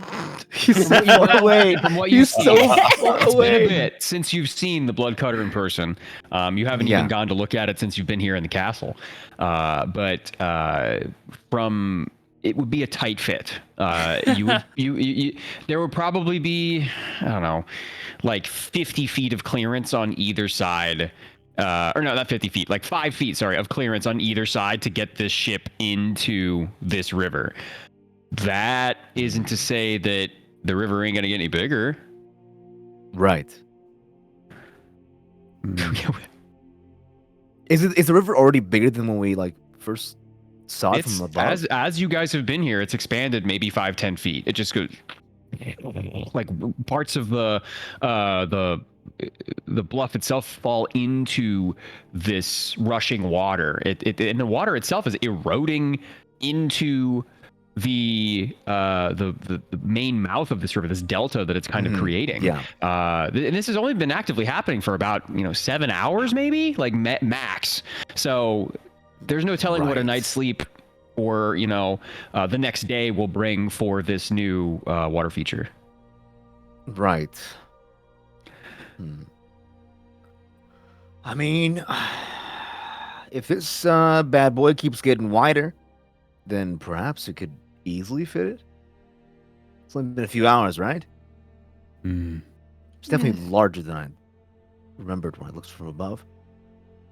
Well, if we think it can fit, then we should probably head back and take a look, see how big the ship is and what we're working with. If it's even there. If As it's you there. guys say that, Right. you hear a very faint sound about I want to say about 100 feet above you guys, because in front of you is still like a rock face, right? You're at the base of a fjord, right, where this river is kind of cutting through around the island as it separated itself away from the mainland. But above you guys, you see the snout, the muscled snout of a horse and the hot air of a winded animal, and its bridle start to crest over the side, and you see somebody's face push over the side of this bluff as they dismount their horse. Oh. What? He leans down, kneels down, arm on their thigh, and they're wearing a helmet. They take this leather helmet off, and blonde hair. Blonde hair. Blonde hair. A steed. Wait. Incredibly regal. Oh my Squints at you god. guys. Deep purple finery flowing in the breeze and the snow. Oh my god. It's Lord Varric Tinwhistle. Yeah. Eric! The Riders of Koff. This guy's alive. Lucy? Hello, darling. Are you alright? I'm as well as I can be. What are you doing down there? It is a long story. He kind of goes back, turns back to people you can't see, has a small conversation. We brought engineers with us. Give us a hot second, we'll be over in a jiff. And you hear Alright. as this huge siege engine comes to the gap of this fjord, and you hear like shouts of like what could be a dozen men at arms, and you hear as this giant bridge layer comes and lays this 50-foot wide like old oaken bridge down from this siege tower. You hear a few of the Riders of Koff cross this bridge quite quickly. You hear the creaking of the wood above you guys. And Varric kneels down and says, "We'll meet you at the Bailey, yeah?" Yeah. Holy shit. Don't should remember tell who this him. is. I should tell him my name's not Arella. These are To answer that question, Grizz, these are the guys who were hunting me. These are the bounty hunters. I remember. Wait, I was remember it in where. character? So I remember where they were, and I remember that it was this guy that had that we helped that you Argentum helped him kill someone. Uh-huh. I sure did. And That's why I then- was like, I should tell him my actual fucking name. Yeah. Remember I that mean- one night where we were in a cave and then I robbed this guy of 500 gold? Oh, no. Yeah. Right. Oh, right. This is that guy. Yeah. Okay. I love See, him. If my characters, I just don't remember things well. There you No. go. Oh, that wasn't in character. That was out of character. Okay. Sorry. Yeah, this is out of character. yeah. What And you then guys in do? character, I say, "Why are we excited to see this person?" Oh. Hmm. I'm not Ah, particularly excited, but I do We- have some questions. he and I. I mean, have he's a been good through guy. Some things. He's not a bad guy. No, not bad looking either. That's not my problem with it. He's with the Riders of Koth, and if a bunch of them are here, they were hunting me for a good while. But they're not doing that anymore, right? I'm not sure. That's my problem. I'm sure If they have they bigger see me- things to worry about. It's a fair enough assessment. But he's like a big shot. His dad works for someone. He could I'm probably just smooth you going- over. I'm just going to hope that they've taken down the wanted posters of me, because if not, then there could be posters in most cities, most towns, wherever we go. I would have to hide my face. So I do have some questions for him if we're going up there. Understood. And I can be very distracting should the need arise. So, Yeah, me too. You say that again. oh, Yeah, me too. saunter off. Just an assessment. Beak rapidly writes on the slate, "Bounty hunters?" Question mark, and then points to the bluff where Oh. the rider, where he The was Riders of Koth. up. Should I Long story. explain? She shakes her head. You don't need to. Mm, Don't worry about it. Okay. Well, shall we follow? I mean, They said to meet them at the Bailey. yeah. Is that what it's called? Yeah, and that's just right where the bridge layer settled the siege work. All right. Okay. I move with So the group. I guess we moving. What do you do with the helmet? Oh, I sort of kind of buried it into the ground of the river and let it be protected by the stream and the rocks around it. Maybe it will sink and maybe it will erode. Doesn't really matter anymore. I will Okay. leave it there. As you've done that, you guys have had this conversation. You've noticed that Soot has kind of been grabbing river rocks and like making a small cairn around Wall's helmet, so as to not let it be exposed to the elements. Yay. You guys leave this tiny little reliquary that you've made to the wall. This new river that has formed. Yeah, it is kind of a grave marker. Yeah. But as you guys precariously make your way up to the top of the Bailey, you're greeted with slowly crescendoing positivity, life. Long-awaited meetings, laughter, even for the first time in a few days. A loving environment as you crest the final, like the level itself, that you get to the ground level of Castle Eladar. You see Penelope with several other horses in similar regalia. You see what could be anywhere between 12 and 20 warriors, knights, soldiers, people wielding glaives, maces. One of them even has a very crude firearm. You see a cleric, a couple of wizards in this purple robes. Everyone has that purple armor, and then the seal of the Riders of Koth on that armor itself. In the center, greeting the students and kind of even directing some of his soldiers where to go is Tin Whistle himself. And as he looks around and smiles and heaves a deep sigh, Tin Whistle walks over to your group with some haste, and actually approaches Sunder first and puts his arm on your shoulder, Sunder, and you notice what was once a young, nubile like knight who wouldn't really fit in his own armor, right? A lot of his medals have been given to him or out of familial obligation. He now wears a purple sash around his armor. His facial hair is unkempt and overgrown.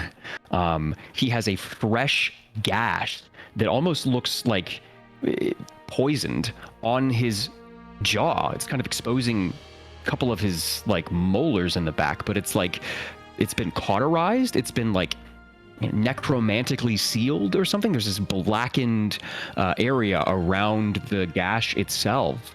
It doesn't seem like it causes him any pain, but you actively can see inside of his mouth as he is speaking to you. He looks worn thin by battle after battle, missed meal after skipped meal. His gleaming armor is now dulled and dented and pitted. He's got a gash across his greaves. His pauldrons themselves, the veneer, the golden finish has been rubbed off to reveal just an iron steel, keeping his internals safe. Engravings and metals and stuff have been fractured and broken and peeled off. But this purple sash looks relatively new, and it clings kind of like stubbornly to his chest plate, and settles in these holes and pits and dents. He has a couple of other wounds. There's some bandages around his arm itself. But despite all of this battle weather that he has experienced, he looks happy to see you guys.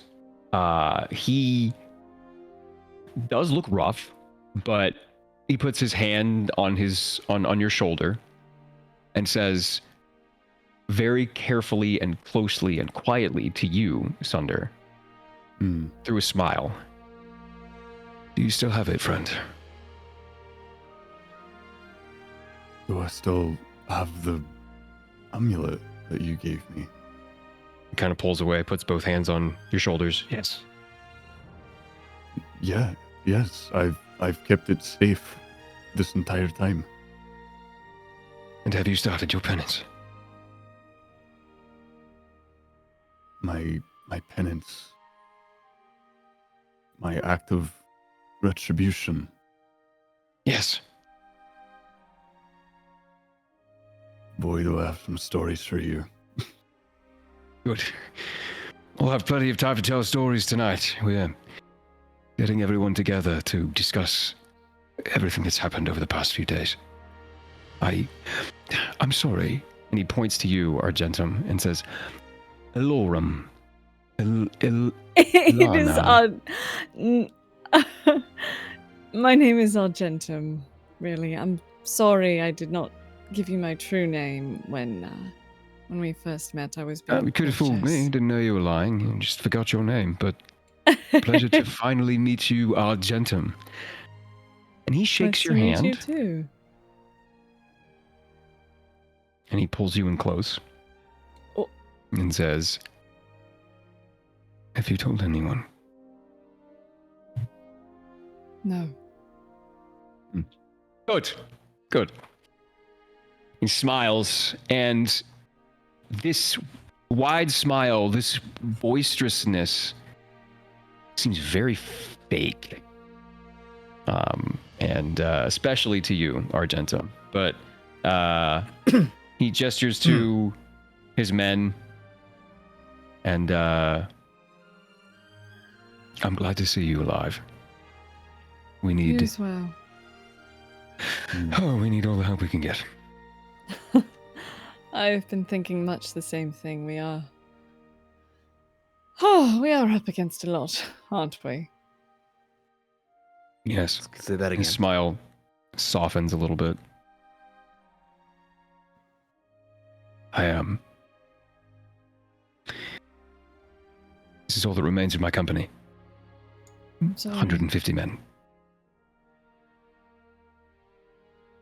It's okay. Out of what was the number before? It's 18 out of 150 men. Oh, First company of the Argento will Riders of squeeze his Koth. hand.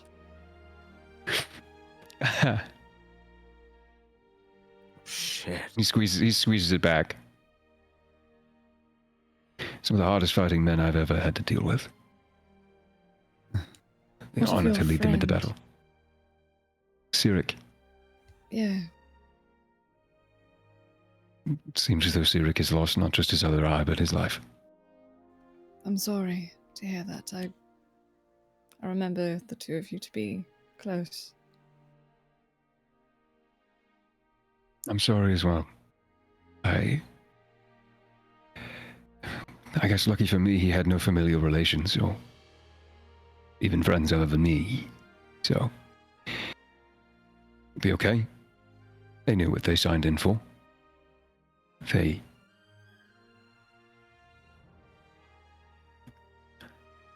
I hesitate to say that idiom may not be true. These men did not sign up for a battle against a god. God. I don't think any of us did. Yeah, it wasn't in the Certainly fine not print or like nothing. this. It was not in the invitation to Ivbranca. Wasn't on my bucket list, I'll tell you that. So, do you know where Master Eladar may be? You may need him at the front. He is Becoming a little more dire than we anticipated. not around. Argentum. He's a little will- preoccupied. Yeah, they'll look at Phoenix. So you guys might be on your own. His face drops. We've been on our own. The Deva can That's only fair. hold them off for so long. Bryant That's throws fair. ill on this plane. His strength. His strength what? It wanes. Do they need time to like recharge or like sleep or something? The Primaterium is. I guess it's toxic. I'm not quite sure. He's been violently ill. More leading from his seat than on the battlefield like the first few days. You're Tyrael only went supposed to to go stay on a... so long. Yes, and I fear he must leave soon. Right. I don't know for sure, but I think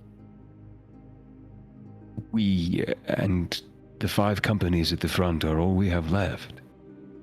The mages are on their way. We seek help from other deities, if we can. The Driders increase in numbers.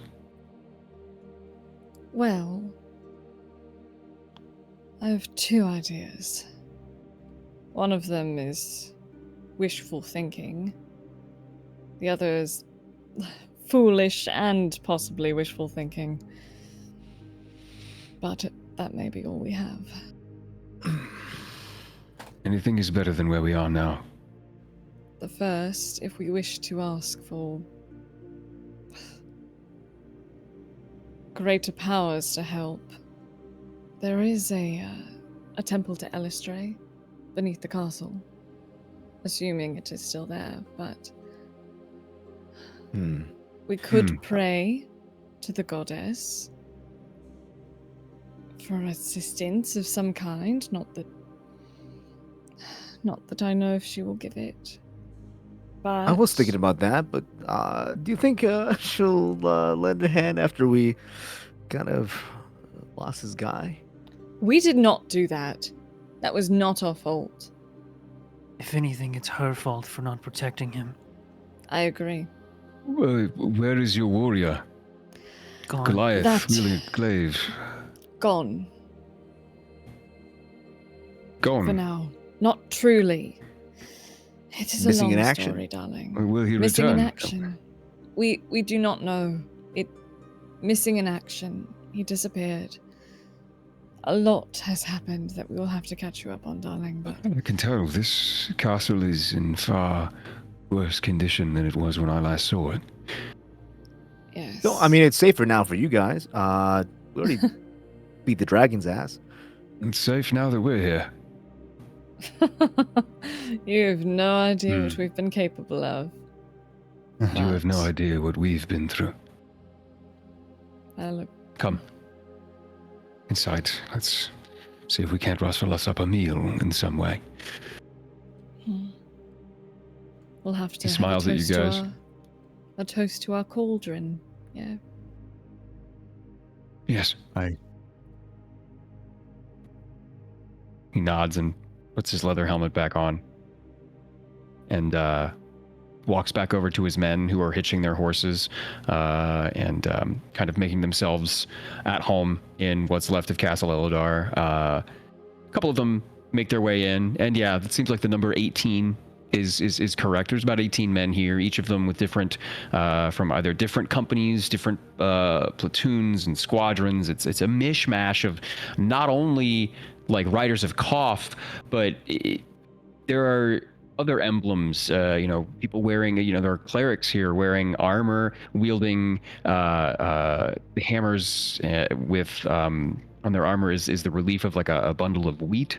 There are, drow warriors that are shrouding their entire visage that have kind of taken to Alondra. And for the first time, as she's speaking to these cloaked individuals, these drow that have like they're beaded and they look very live, and they're all women.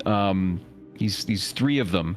Alondra's smiling, and at one point you could swear she laughed, but you'd have a difficult time proving that to her. But everybody starts to walk into the residential area of the castle itself over the next 20-30 minutes. And that dull, like almost like it's like a sizzle, that dull sizzling hum has diffused this entire interaction, really low underneath everything. It's almost comforting.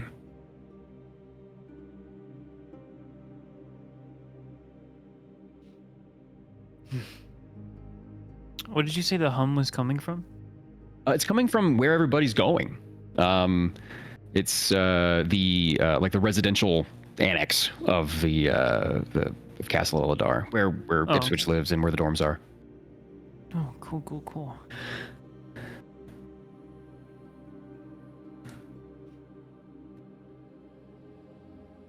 What do y'all do? What's our plan? Argentum will follow to where Varric was. Okay. Yeah, Uh, I think we'll do the same. okay. Sure. As will I. You said we passed by Penelope. Yeah. You pass by Penelope. All the horses are dressed in different regalia, except for maybe 2 or 3 that are similar riders of Koth horses. But Penelope definitely stands out and looks. When she was interacting with some of the horses, she looked pretty positive. But as people have kind of left and the horses have been hitched, she's drooped her head. Her ears are kind of flattened and airplaned out, and her eyes are vacant. Then while we're following or being led by Varric, I quietly say, Where is Penelope? Should she still be with us?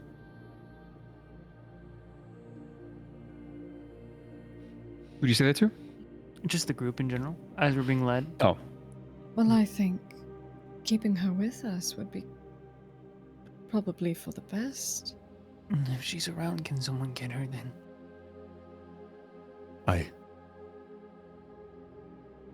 And Sunder will walk over to Penelope to, I guess, collect them. yeah. You unhitch Penelope, and as you walk over, Penelope presses her head into your chest, Sunder. You feel the weight of this animal. It's like, it's like a 60-pound noggin that's pressing itself in to you, and she rubs her snout all over you, bats her eyelashes, chuffs a few times, and you could swear it sounds like she's crying. Sunder will stroke Penelope's mane and respond, Don't worry. I miss him too. As you stroke her mane, her emotions kind of level out. You can feel the calm wave over this animal.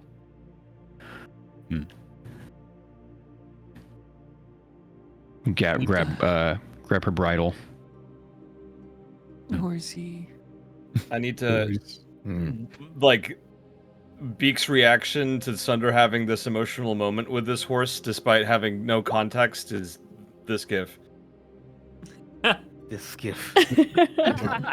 Horse? That's perfect. From Wallace and Gromit. Deep cuts. But Penelope follows your lead, and follows you into the hall as well. And she kind of sits at the back while you guys all come in. And the first thing you notice is Ipswich had, he was an arrogant person. He as much as he didn't like to say it out loud, or as much as he acted on the contrary in private, he has a large portrait of himself behind his throne that was charred and torn to pieces by Nine Flame, but behind that was a second magic circle. Now there was one on the ground, and as you come into this residence area, you noticed all the students were kind of moving things around and writing on the ground and scrawling things and etching things and putting up baubles and trinkets and reagents and all manner of preparation. The hum comes from the ground in front of you, the circle in the center of this room. And there stands, kind of like it's almost pressing air and energy away from it in a way that's kind of like generating a small gust of wind. And it is a humanoid standing in the center of this magic circle as Lillian kind of paces around the circle, writing some things down in her book, flipping from page to page, going up and then messing with this humanoid form that is like sloughing off energy and light, and it's this yellow pulsing flickering mirage of some humanoid, but it's barely clinging to the shape of like a man. And as you guys get closer, the image comes more into focus. It's not like you're getting a better look at it, but it's like you're walking into like a lens. You're able to see it a little bit better. It's shifting like it's smoke or light caught in a breeze, right? Like it's the face is static though. There's eyes with these trails of energy coming off the side, this white hot energy, crackling arcs, of energy coming down its form. This face is undeterred, unmoving. The arcane sigils around it kind of pulse and flicker and writhe on the ground, and the sound is coming from its mouth that is open. It's just a, and as you get closer, Yeah. Phoenix, you realize this is an avatar of Ipswich. And the thing that really gives it away is that Ipswich was tattooed underneath all of his robes. He's naked up there, old naked old man. He is naked. He is naked. He is Ipswich is Naked old hanging man. dong. But What? I know, right? Dong reveal. now you've all What Oh, I'm so up? glad I'm blind. well, I won't be Never the only thought one I'd who's say seen it. it now. Thank God. I can That's true. share this secret with the world. I don't want to know the story behind that. I don't know. But you see his long silver hair, and you get closer and you see there's tattoos of a fish all the way down his arm. There's tattoos of a crown on his back and two swords crossed on his lower back. There's tattoos of the blood cutter itself on one of his thighs, and then another airship on the other thigh. And on his neck you see the tattoo of one of the groups that he used to belong to. Let me see exactly what this one looked like. This one is it's an eye. Let me find the note here, exactly what it looks like. It's a bleeding eye on his neck. Kind of like as his hair wafts in the energetic breeze around him. You see in front of you this avatar of Ipswich as Lillian kind of finishes her work and then walks up to you, Phoenix, and says, "I found it." In his Yeah. book. What are we trying here? This is how Castle Elodar came to be. We are going to open the portals. And you're gonna do what after the portals open? Well, Can I ask? hopefully, we are going to open the portal to the right place. Yeah, and then once they open, what's the idea? We're going to hopefully get some help here to move things around and rebuild. This is a very strategic location. See, it says in this book, this place was chosen specifically for not just its magical properties. It's on the site of a holy temple.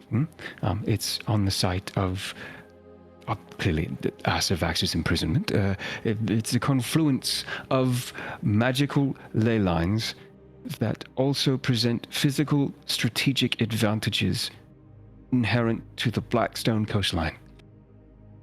If we can turn this place into some sort of military base, maybe we could use it as a bulkhead against whatever's happening in Ivbranca. Right.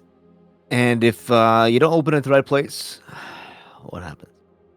Well, see, there's 6 locations the portal is inherently tied to. The Great Underground Bazaar, the City of Chains, Oh yeah, I love that one. the Black Meadow, which is a city-state that's not too far from here. The Blooming Expanse, the Glade. There's much scratched out here. I'm not sure what this is, but and the Great Gorge. I don't know where we're going to open it up to, but hopefully it's the right one. She looks happy. She looks proud of herself. excited to try this. She looks hopeful, I think is the right way to put it. After all this has happened, after everybody has abandoned her, she's found a way to help. All right. She Well, kind I mean, it's looking promising. Yes, it's looking that way. Yeah. There are more locations, but the pages have been ripped out. She shows you. There's only like 6. There's 3 on each page, and then This is the as you saddest book turn the ever, page, guys. there are a lot more pages ripped out. It's like 20, 30 pages gone, and there's only 6 locations on these 2 pages. So you imagine, and you can surmise that it's probably hundreds of locations, but these Yeah. are the only ones that they know about. Okay. Well. We can start now, or we can wait. We may have to prep a little bit more. I may have gotten a bit ahead of myself. Yeah, I was gonna say maybe give it a day or 2, I just to really be sure you're sure. Yeah, because once it opens, they don't always close the way you'd imagine. Yes. Okay. Take it off, everyone. Just scrub it. We'll start from scratch tomorrow. Sorry. And you hear a great heaving sigh from like 6 to 10 students that have been like holding this stuff up and like, making sure that the trinket is in just the right place or the crystal is focusing in just the right area. And everyone's like, ugh. And you stop, and then Ipswich just kind of fizzles out in a spark. The runes on the ground kind of glow to a dull, bright. Once Ipswich fizzles out, you guys notice that Beak, who normally, despite her name, actually does make a lot of noise. Like, she does like patter around the room a lot, and like her chains clink, softly every little movement that she makes. She's been very still since the group has found that avatar of Ipswich. Mm-hmm. And the second it disappears, she immediately like goes up and like frets and like motions towards where the avatar was. And What's wrong? Oh, she, don't worry. That's just a projection. she doesn't seem to know what to do for a second before she grabs her tablet and immediately writes one really big word, almost covering the entire like tablet. Name. Ipswich Elodar. She listens, and then she'll put aside her tablet and grab her big ol' book, and she'll flip to the last page where there's like it seems like there's like a little slit carved into the back cover, and from that slit she removes a little sheet of really dirty old parchment, and she opens it, and you can see just a lot of just like messy notes, but some of the things that you can make out are cannot be dispelled, conventional means, death of the caster, ? And a sketch of that same bleeding eye that you saw on Ipswich's neck. And she grabs a quill that's attached to her leather like satchel book carrier thing, and she writes like with so much fucking like fervor, Ipswich Elodar in that same page, and like double underlines it. And then she will slowly fold it up again, put it back into this little niche in her book, and then stow it again. And then she will look to the others, and then write in her tablet again, must see him. Yeah, you and me both, little buddy. You and me both. Well, helping him is one of the many tasks that we have on the list. We must find him. Rescue him, I assume. She narrows her eyes at the mention of rescuing him, and then nods. Oh? Whistle walks up to you guys and says, "Oh, that was a sight. I'm not one for magics, but he takes a deep drink of water from a tin cup that he has." Right. Actually, good point. Lillian, can you, I don't know, switch up the incantation a little bit so you can summon him with a loincloth or something? Lillian says, "Absolutely not. If he is wearing clothing, the spell does not work. He simply must be," and she blushes a little bit, nude. Okay, don't enjoy yourself too much then. I'm occasionally will- more powerful in that state as well. I just like turn horrified expression. Like, what the fuck? What do you mean by that?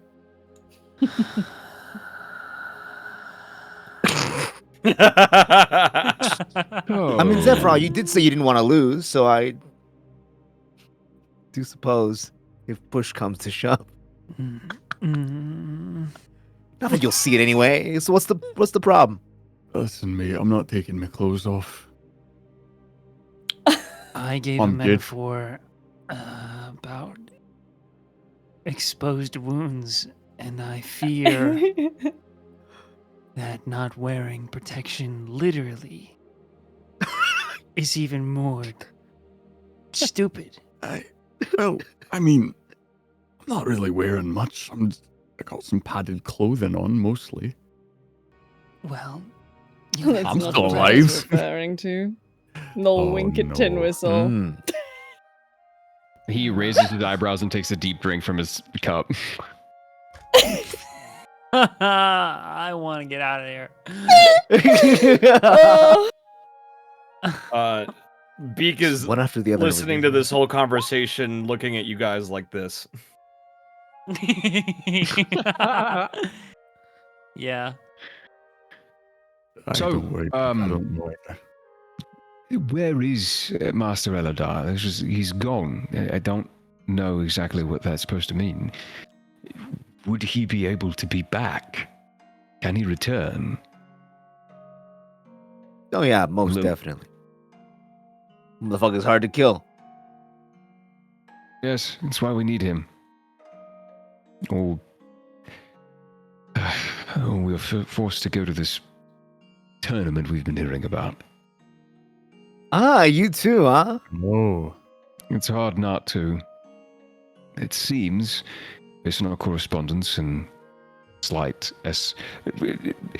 beatific espionage, Bryant has sussed out that Veyram is using this tournament in order to gather some of the most powerful people in this land, if not this world, to further his own means. Yeah, Very round. you got it right. I thought this was Salvator's tournament. Yeah, so did we. Well, Underlying Salatarm intentions. is involved, and What are the chances we might intersect with this pit fiend at the tournament? The one Good that, fiend. the one that Oh, wreaked oh. havoc on the castle. Would I know Right. anything I about would it? say Movements? if they are looking for the same thing we are, which is Ipswich, quite high. But there's no guarantee they'll show up. We don't even know who is going to be there besides maybe a select few. Details are both specific and hazy.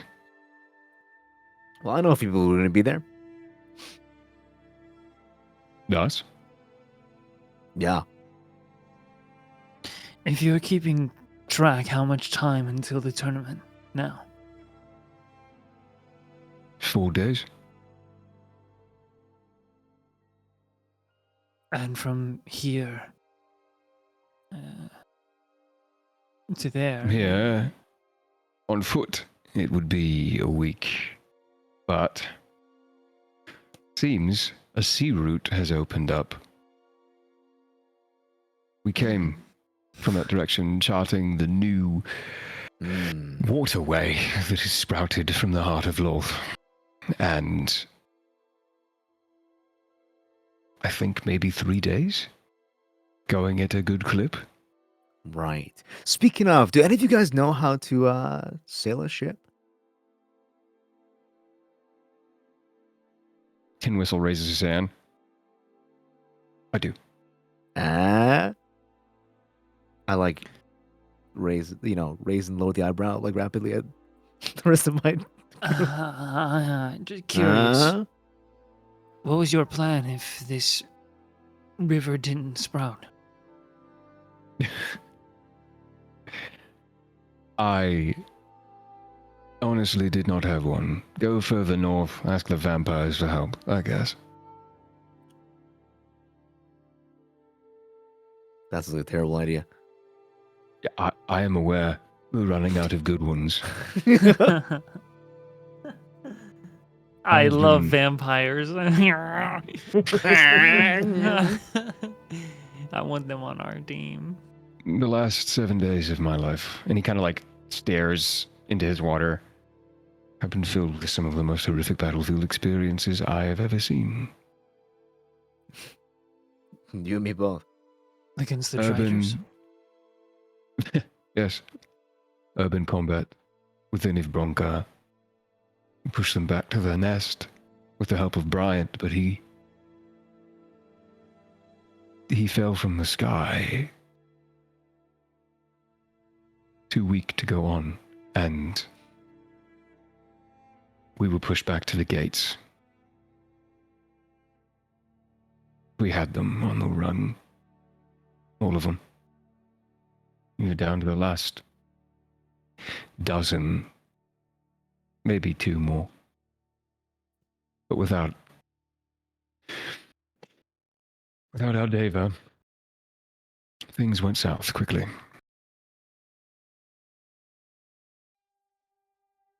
Right. Do you know where he went? He's Right. currently just outside the city. This Bedridden. one or outside Eve Bronca? Or? Yes. He spoke of you. You are Zephyriah. Yes. You're famous. I am. And he He mentioned described you to a T. for what purpose? Only good Make sure I things, fulfill right? this contract? He wants you to still deal with the Pipthine. Yes. But it seems being confronted with this weakness on the material plane has given him clarity. He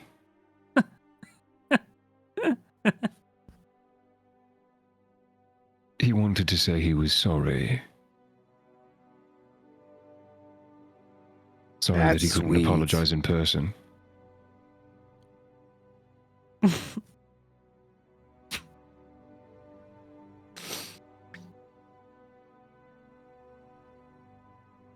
No, thanks.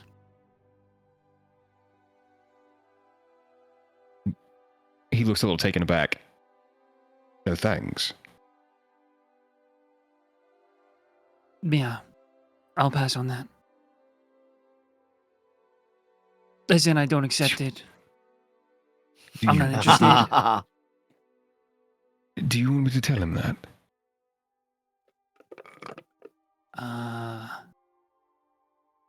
Doesn't really matter. I'm sure if he wills it, he'll hear it from me himself. If he doesn't run away back to Papa. He also told me that, and this is the reason why I'm delivering this message, he would die defending this plane. I don't think he's running away.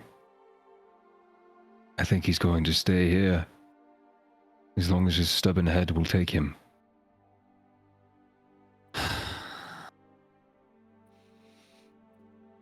I just have a problem with that perspective. Can't defend much if you're dead, after all. I do too. I live here. Of course you can't. We depend on him. We need him. He has to go back and recharge. Whether that's running back to Daddy, whatever you called him. I need him as a warrior, as much as you need him as a friend. I don't need him. He takes a drink and he looks at you and says, "Sure."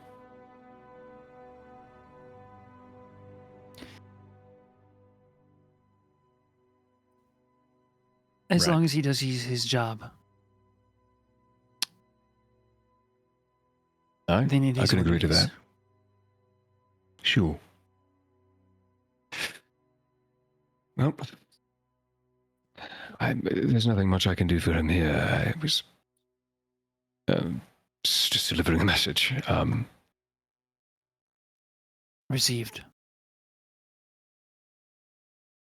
Puts his hand to his chest and salutes you.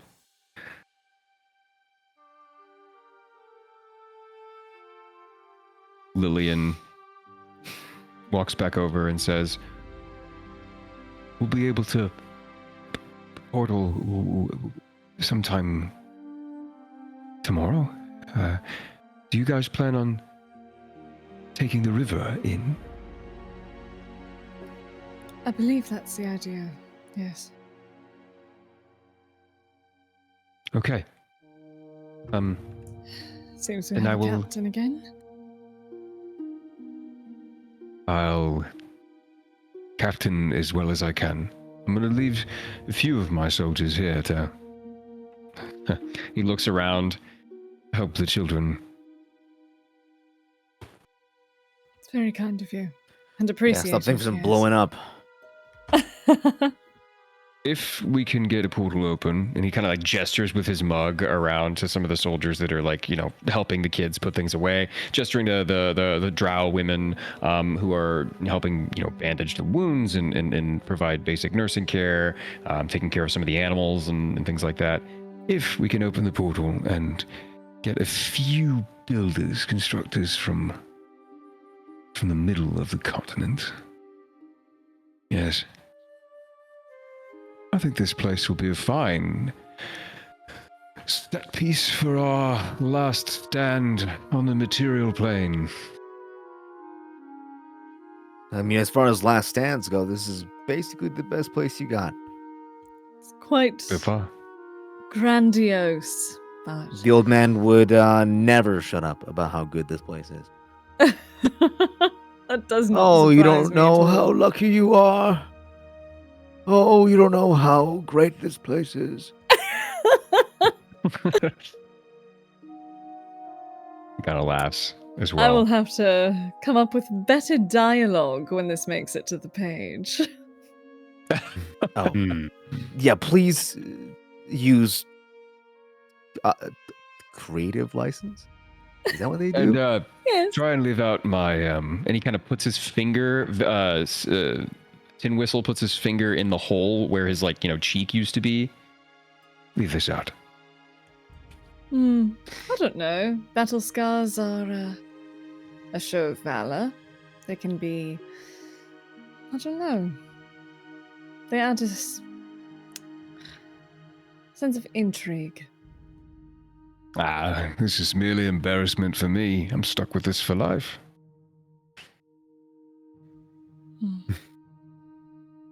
Understood. all- You have no idea. Yes. We all left with Well, without some things. But I will absolutely embellish and change things. Trust me, I can turn a war story into a mystery if I so chose. I can include And- his dong. Oh, yeah, are you going to include his stuff? Luminescent, it hung and swayed back and forth. Okay, Varric is a writer. I'm done. What was I gonna say? Oh yeah, Ray. To your side, To my side. coming from the shadow, Alondra walks up to you, and she's smiling, and trailed by 3 other drow. You can tell by their eyes, but they're swaddled in purple and gold cloth around their head. You can't see any of their hair, all the way down to head to toe, just covered in clothes. Still caked in a little bit of ice and snow. And Alondra walks up to you and says, "These are followers of the old faith. I told them you could open their eyes." Elandra, when she gets within 10 feet, would feel that aura of protection. Like, like there is a web between us, and if she is close, then she is protected. Yeah, the other her two smile gets warmer. Go ahead. Her The smile other just two, widens. Zephyr will face them. The other two will sense an aura, but one that does not reach them. The protection will not reach them, but the conquest, divine, like oppressive aura does. Mm. Shall we get into it now? I have a good place. She gestures over to a seat of tables. There's some light food there, and it's next to a fire. And the other sisters are there, waiting, talking amongst themselves. Alondra has her hand on her hip. Shall we? Yeah. She leads you over to this circular grouping of chairs. Everybody sits down. Alondra unfastens her sword and puts it next to her, and begins speaking in Undercommon to the cloaked drow, kind of introducing you, telling them who you are and who you were, and explaining her interaction with you in as best a way she can. It's a little crude. It's a little slapdash. It's a little bit of a bastardization of your sermon. But afterwards, they look at you, and you can see in their eyes, right? It's all the only thing. You can feel in your eyes, them just staring you down, looking you up and down. It's the other sisters who you've already spoken with look at you as though you were a prophet, almost. You've made their existence easier. The burden of their history is no longer on their shoulders, and you feel judgment from the other two, though, or the other 3, though. You feel the eyes piercing you. What do you say?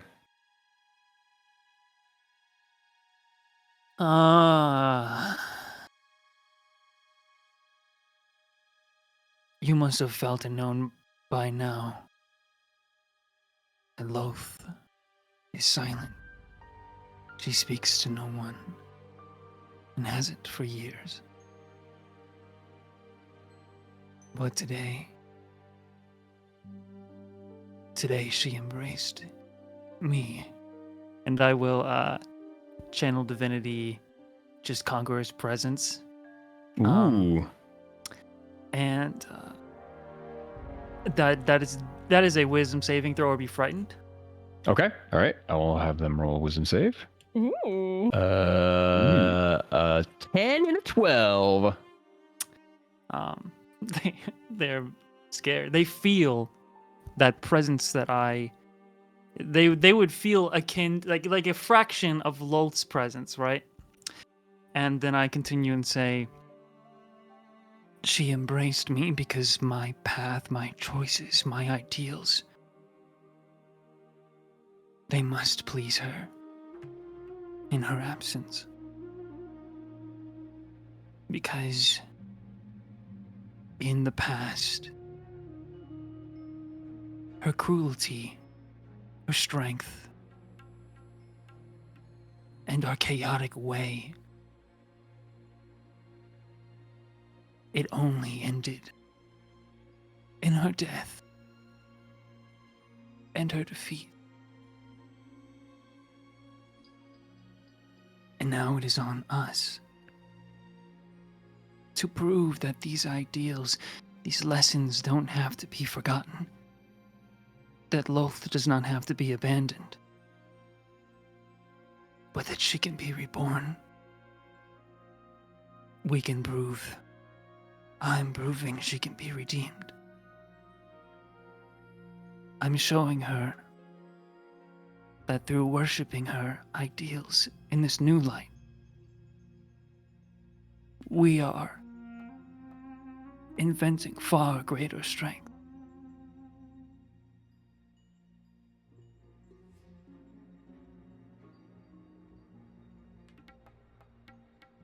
You feel their gazes soften. You hear one of them embrace the other, and they speak to each other in Undercommon that you can't quite understand. Make a persuasion check with advantage. Alrighty.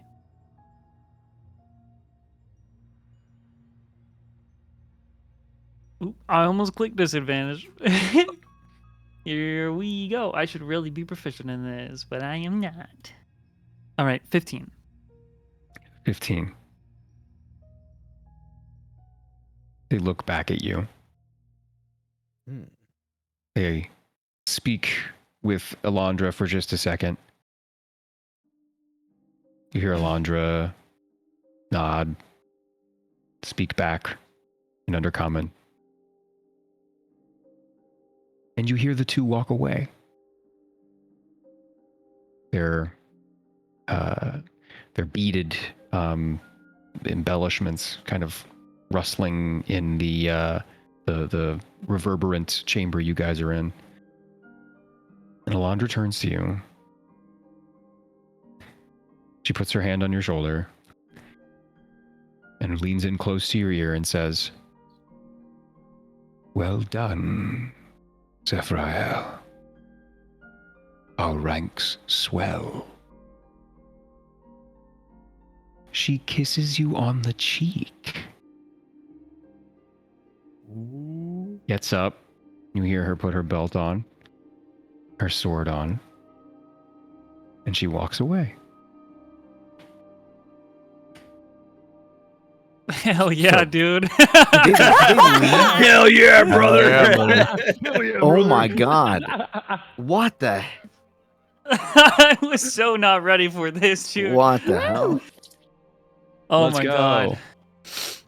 I Yeah, the DC is a 10 for them. So Congrats, I guess. cool. Alondra was a bit more stuck in her ways, so I'm glad. Yeah, I will let that sort of conqueror's presence fade, yeah. so as not to hit everybody with the hockey here and they all pass out. I'll just wait for the group to move and then follow them. But I'll stay here for Yeah, now. you kind of sit in a bit in your feelings next to the fireplace. They've left you alone. Even the other two sisters that Alondra had brought with them, kind of go their separate ways. And you hear them giggling as they kind of walk away from the area. But yeah, Meek is jotting something down, ooh, okay. and Schoolgirls. she will show it to Argentum. It's quite a couple of words on this one. It says, They'll read it. presence of deity. Ask how it feels. Oh. You want me Oh. to. It You want me makes to me ask? sad. Oh. Oh, how's it feel to have a god? All right. You want me to ask Ray how it feels to feel that presence of the deity? She nods. Understood. I can do so.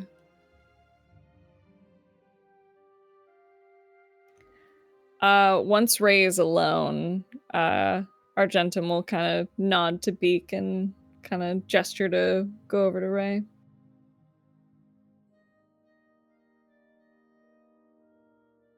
You find Ray sitting there in their feelings. Hey, darling. How'd it go?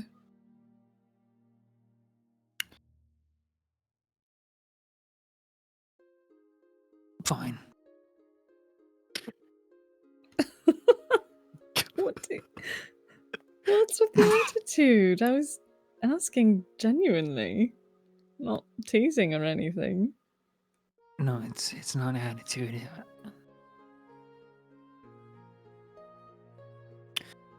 I just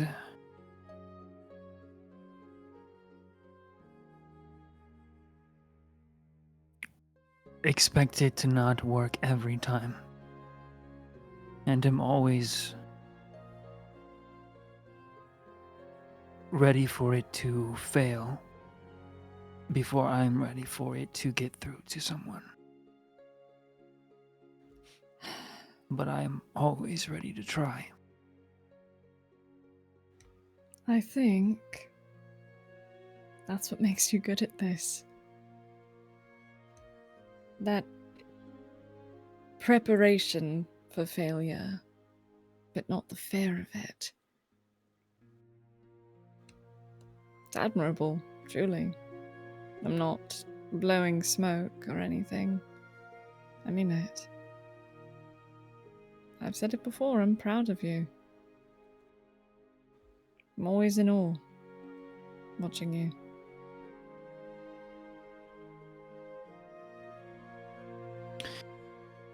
What? Did you need something? Are we moving? What did you... Actually, I did not personally need anything. I appreciate spending time. Beak actually had a question, if you don't mind me asking it. Is she here too? Yes. She'll rest a hand on his hand. All right, ask away.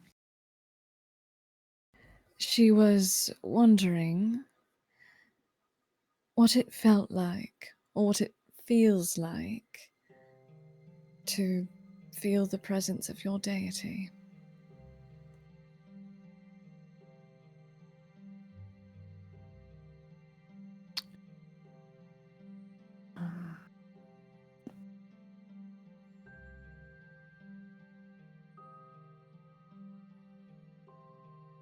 I'll try to answer, but in return, I have another question for you, Beak. Me? Oh, for Beak. Sorry. Lost in translation in my mind. She like gives a small tap with her fingers in affirmation.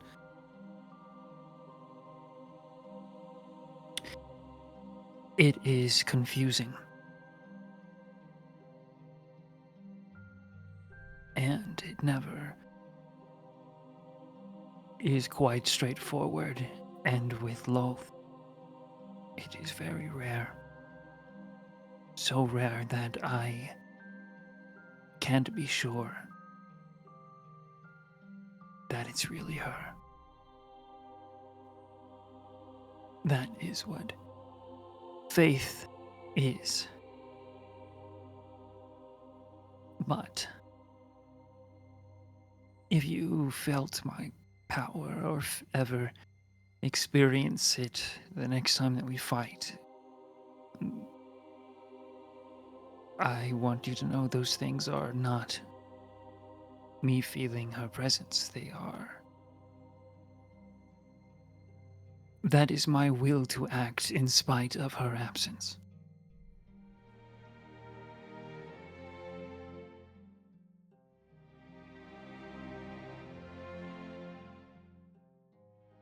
And I think that just because if your goddess, if the Lady of Death is non-communicative, it doesn't mean you aren't doing the right things.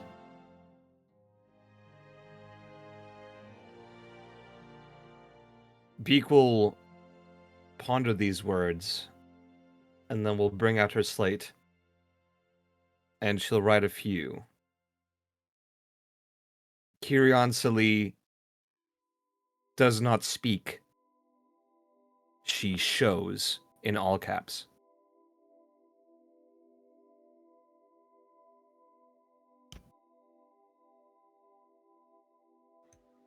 Argentum will say that aloud. And then she'll, once that's been relayed, she'll erase what she wrote and then write a bit more. Tool of Kirian Sali. Call her eye. Eye becomes yours. See the path of death. And then, like, a line, like, under all of that, with a smaller sentence right below that. Similar feeling. Huh? What made you curious? Just if it felt the same. She nods. And then looks to Argentum to... I missed what did you say, Ray? Which part? The part that Beak Here it nodded to. goes. Sorry, no, my brain literally just went wow. The part what? Whoa. You got lost under the wow. Wow. Oh, that was me letting go of my fucking button, apparently. Oh god. My brain! What did you say in response to Beak just now? I'm so sorry. Just assume I'm always translating. Yeah, I think I don't think I haven't responded after she nodded. What did you say before the she nod? nodded? Oh, I That's what asked. I asked what made you curious if it just felt the same. Yeah, and Beak nodded to that. Well, I'm curious. Is this curse of no speech and your shackles connected? He nods. Or is he? Yes.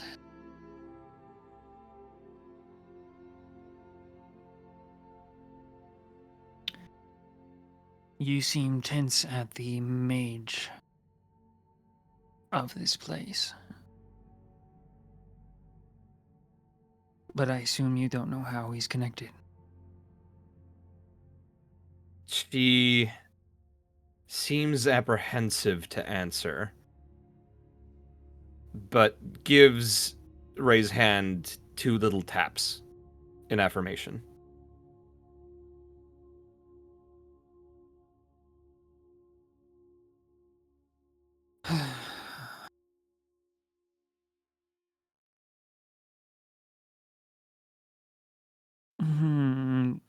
Well, Fifi knows the most about him. All I know is that he gave us I assume it was him that gave us a chance against the dragon. Yeah. Yes. She seems conflicted by that. If not for that, we'd Actually, maybe you guys would have survived. We'd all be toast. Well, if not for him having the dragon in the first place, All right, wouldn't have well, had to give us a shot. semantics. She'll ponder the words and then look to Phoenix, and then write down in her slate. Must got for me? find him. Must seek his knowledge. Anything in particular? Or is it also a secret task? She'll think a little bit, wipe the slate, write something, and then before she turns it to face you guys, she'll wipe it and then shake her head. Okay. Got it. Understood.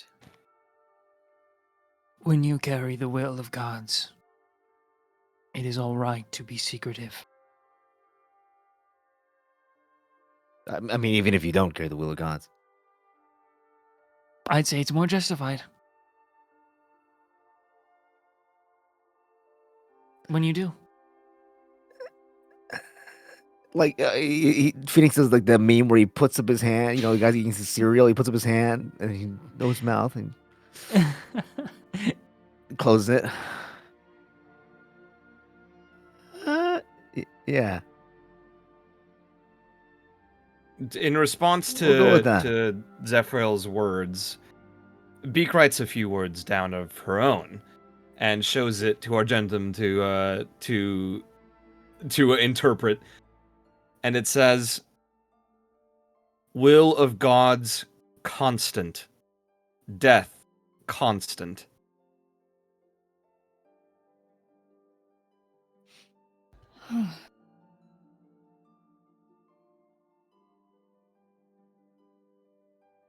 Yeah. Death constant except for the gods. She'll instead of rewriting anything, she'll tap on the death constant part of her slate for emphasis. No, it's inclusive. For us You I all. know- mean, that makes sense. While it would not be a simple task, killing gods is possible. I know that. God wasn't staying dead. Sorry. Yeah, that's the sticky wicket right there. With that, Tin Whistle walks up again with his trademark tin of water, and he takes a drink and says, Well, if the will of the gods are constant, and he points to his amulet of Ilmater on the inside of his armor. gods help me. I don't want to Wait, is it endure this for the rest of my life. Is that fucking water? Yes, I'm on duty. What do you want me to do? What is? I'm betrayed. What do you mean? What's wrong with water? What has Ipswich done to you? Just the way you were drinking, I thought it was ale or something. No, it's water. I'm thirsty. Been traveling on horseback for the last 15 miles. My world is shattered. Were you hoping he was getting absolutely trashed while on duty? It'd be justified. Things have been peeling into this plane for the last 2 weeks out of nowhere. I need to be on my toes. Beak Or will else I'll do lose like my other cheek. like a drinking motion with her hand, and then point to Phoenix. Like she'll be like looking at him as she does this.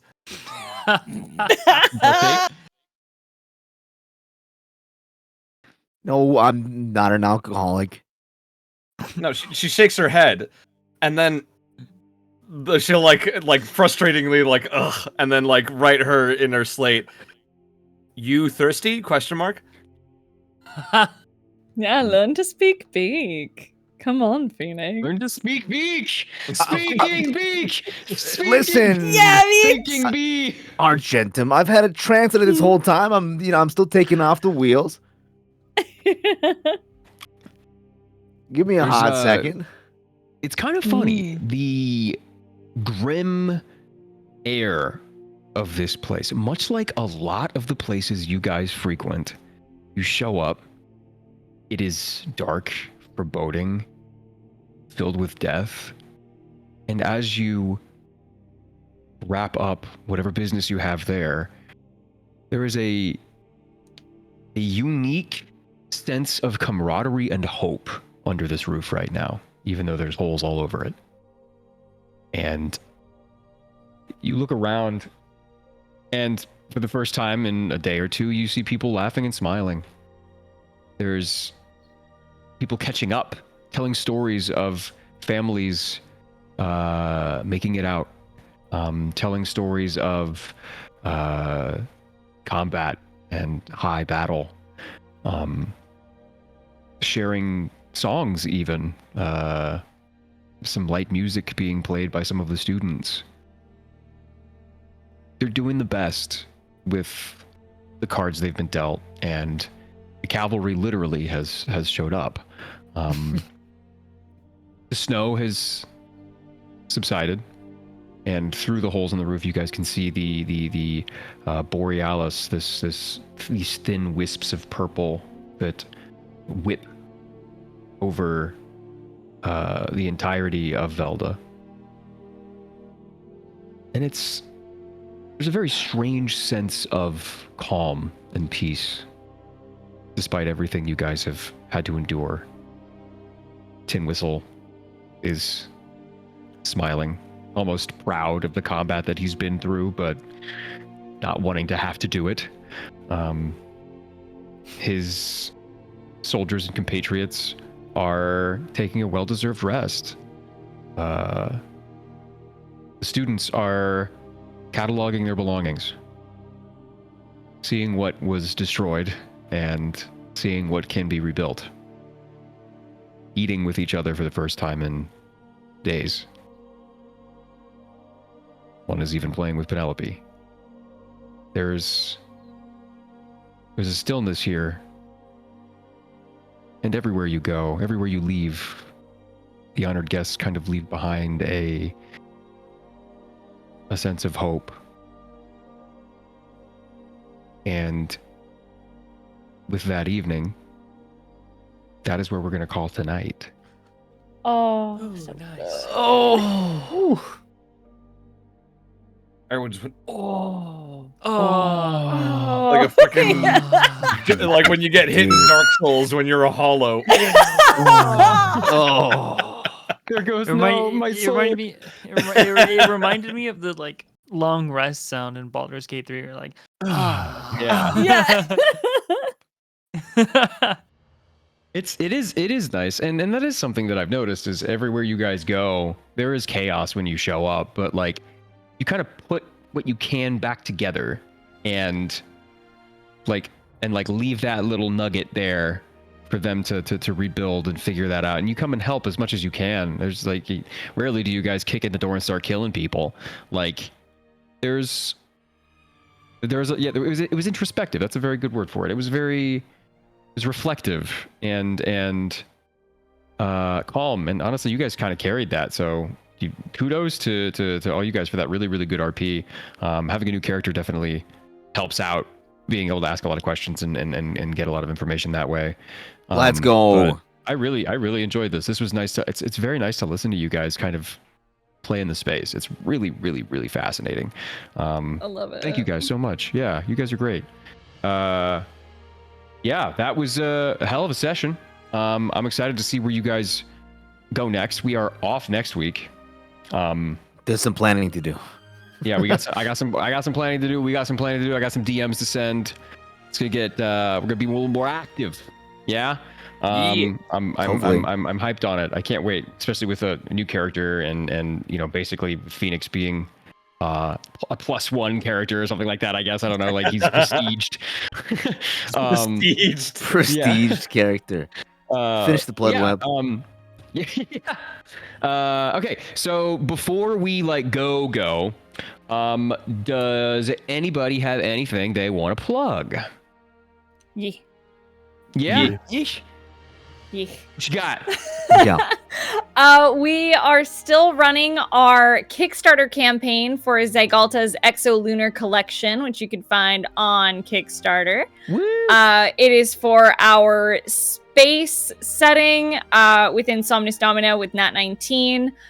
We are currently at $130,000 Canadian, which is insane. Thank That's you for putting the link. It's crazy. You can actually download a preview document of it. We have 10 more days. If we hit 150,000, we'll hit our final stretch goal where Logan, who's writing the book, will also write a little adventure module within the space setting. Yeah, that's what we got going on. So if you want to help fund a really cool space themed Kickstarter, my big pitch, I'm like, do you like Gurren Lagann and big robots? Do you love large set pieces like that you would see in like Final Fantasy and shit like that? This is the fucking thing for you, because also another wonderful part of it is we have a new size category. I'm pretty sure it's gargantuan. It is ridiculous. Yeah, large robot fight, but dice. It is exactly that. I've participated in the finale of Campaign 1 of Vestige.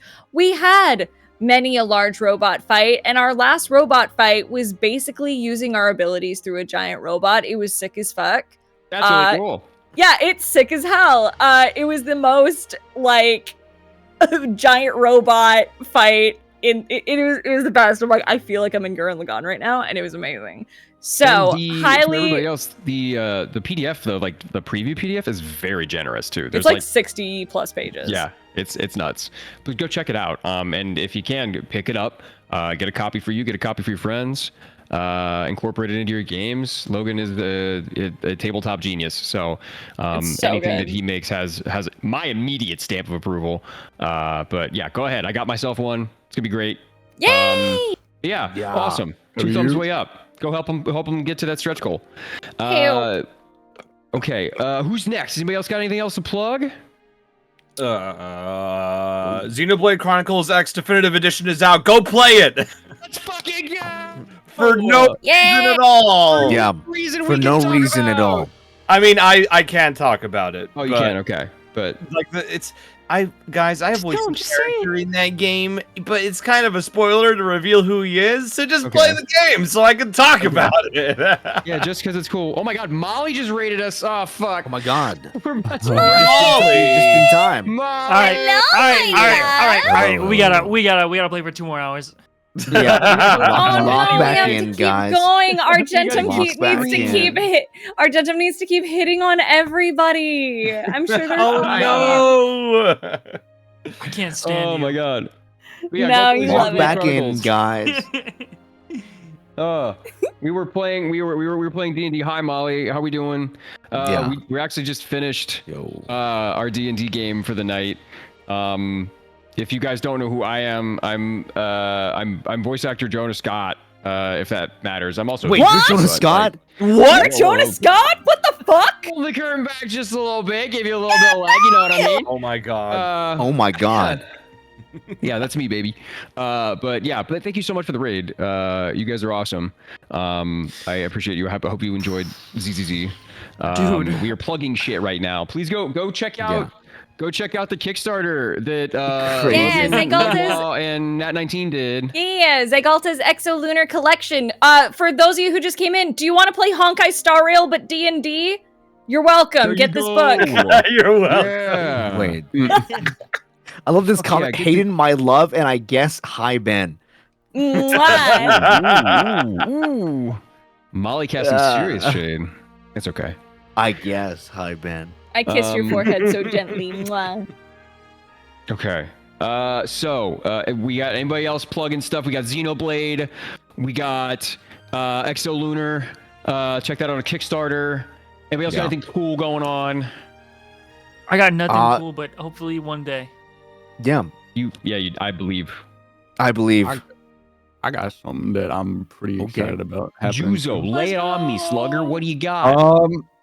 Well, I'm gonna be following in your footsteps a little bit, Jonah. I'm gonna be co-DMing my first campaign soon. Oh shit! Oh, Let's fucking go. nice. I'm gonna be How doing do it you- with. how do you- How Say do you again? code DM? Can you go into that? How do you code Yeah, how DM? does co-DMing work? Pretty much what I'm doing is I am helping out with like creating fights and like writing out like most of the story, but not all of it. It's a 2-person project between me and my friend Kay. We're doing a Greek mythology style D&D campaign. Oh, that sounds Let's fun. go. Yeah, Ooh. it's gonna be really, really fun. I'm super Okay. excited about it. Sick champ. Yeah, that sounds amazing, man. Co-DMing. I never thought about that, but yeah, it would definitely help to have somebody just one big brain working on a cool fight, and then having somebody else worrying about the minutia of that all. That's really cool, man. Mhm. Okay, good luck. I can't wait to see it in the VOD. Okay, anybody Yeah. else? Real quick. Yeah, sure. Nothing cool. I just stream. That's it. Go follow the stream. Thanks. Go He's the follow the streamer. stream and follow this stream too. By the way, I don't want Yeah, to follow follow this this stream. but like you should follow this Guys. stream too. Chill though. I don't mean to don't chill on do my own gotcha, channel. but I do other games, and they're just as cool, and they're just as awesome. And I also do random silly stuff. I have a band too. You should check our band True. out. All of you need But- to catch up on Shadows of Revelda and be here next I Friday agree. after next. Watch Yeah. 27 We're off next episodes of Friday. Shadows of Velda and then come back. You have 2 weeks to do it, guys, because we're not doing it next week, but in 2 weeks, we're back. Yeah, So we're you have off 2 next weeks to week. watch every single episode, and then you'll be caught up. Thanks. Yeah. Just go watch every But- episode. It's easy. Yeah, just go watch every episode. It's great. It's like literally 100 hours of content or something at this point. It's quite a You're bit. welcome. We actually have we do have a wiki too. If you need to catch up on some stuff or learn little tidbits, we do have a wiki. We have a wiki? I don't know how. Shout out We to do. the community Discord for yeah, the Discord is making insane. a wiki. We have so many people just writing down notes and calling me out on my inconsistent bullshit. So it's great. We're having a great time. There it is. Yeah, it's fantastic. It has links to some NPCs. We got player character dossiers. We got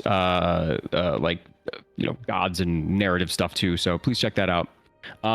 Let's Absolutely great see. part. Great, Yeah, amazing community. Love when I read all this stuff about like, oh wow, Phoenix is something inconsistent, and then 20 episodes later, like, oh, it makes sense now. Yeah. We join the- have a party. fantastic Discord too. So if you haven't joined the Shadows Over Velda Discord, they're great. I check it every day. They're some of the coolest people, and we meet them at cons too all the time. They come up to us So at true. conventions and get little knicknacks. We get signatures and stuff like that. Really cool. I'm also excited to tell you guys that we have new art coming because this is something that I had told the players beforehand, but I'll tell you guys now. We have a new OP being composed. We have a new crazy OP work. being like quote animated, edited, and we have new art for both NPCs and players that we are going to be putting into the new OP. So I'm quite excited for that.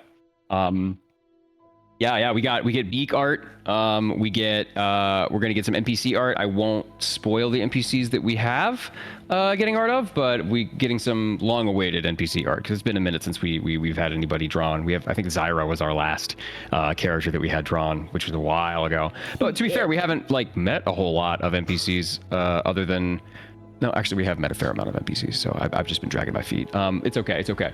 I can't wait for Beak art. It's gonna be great. So we also have a Patreon, and if you are subbed to the Patreon, your name will appear at the end of the credits, which So true. are gonna roll right now. Right? I think is Nate still here? Right Yeah. about. So, you have to say we'll- right. I know we have to say good night, everybody. Right? Right. Yes. Good night, everybody. Yeah. Good night, Good night, everybody. everybody. Good night, Good night, everybody. everybody.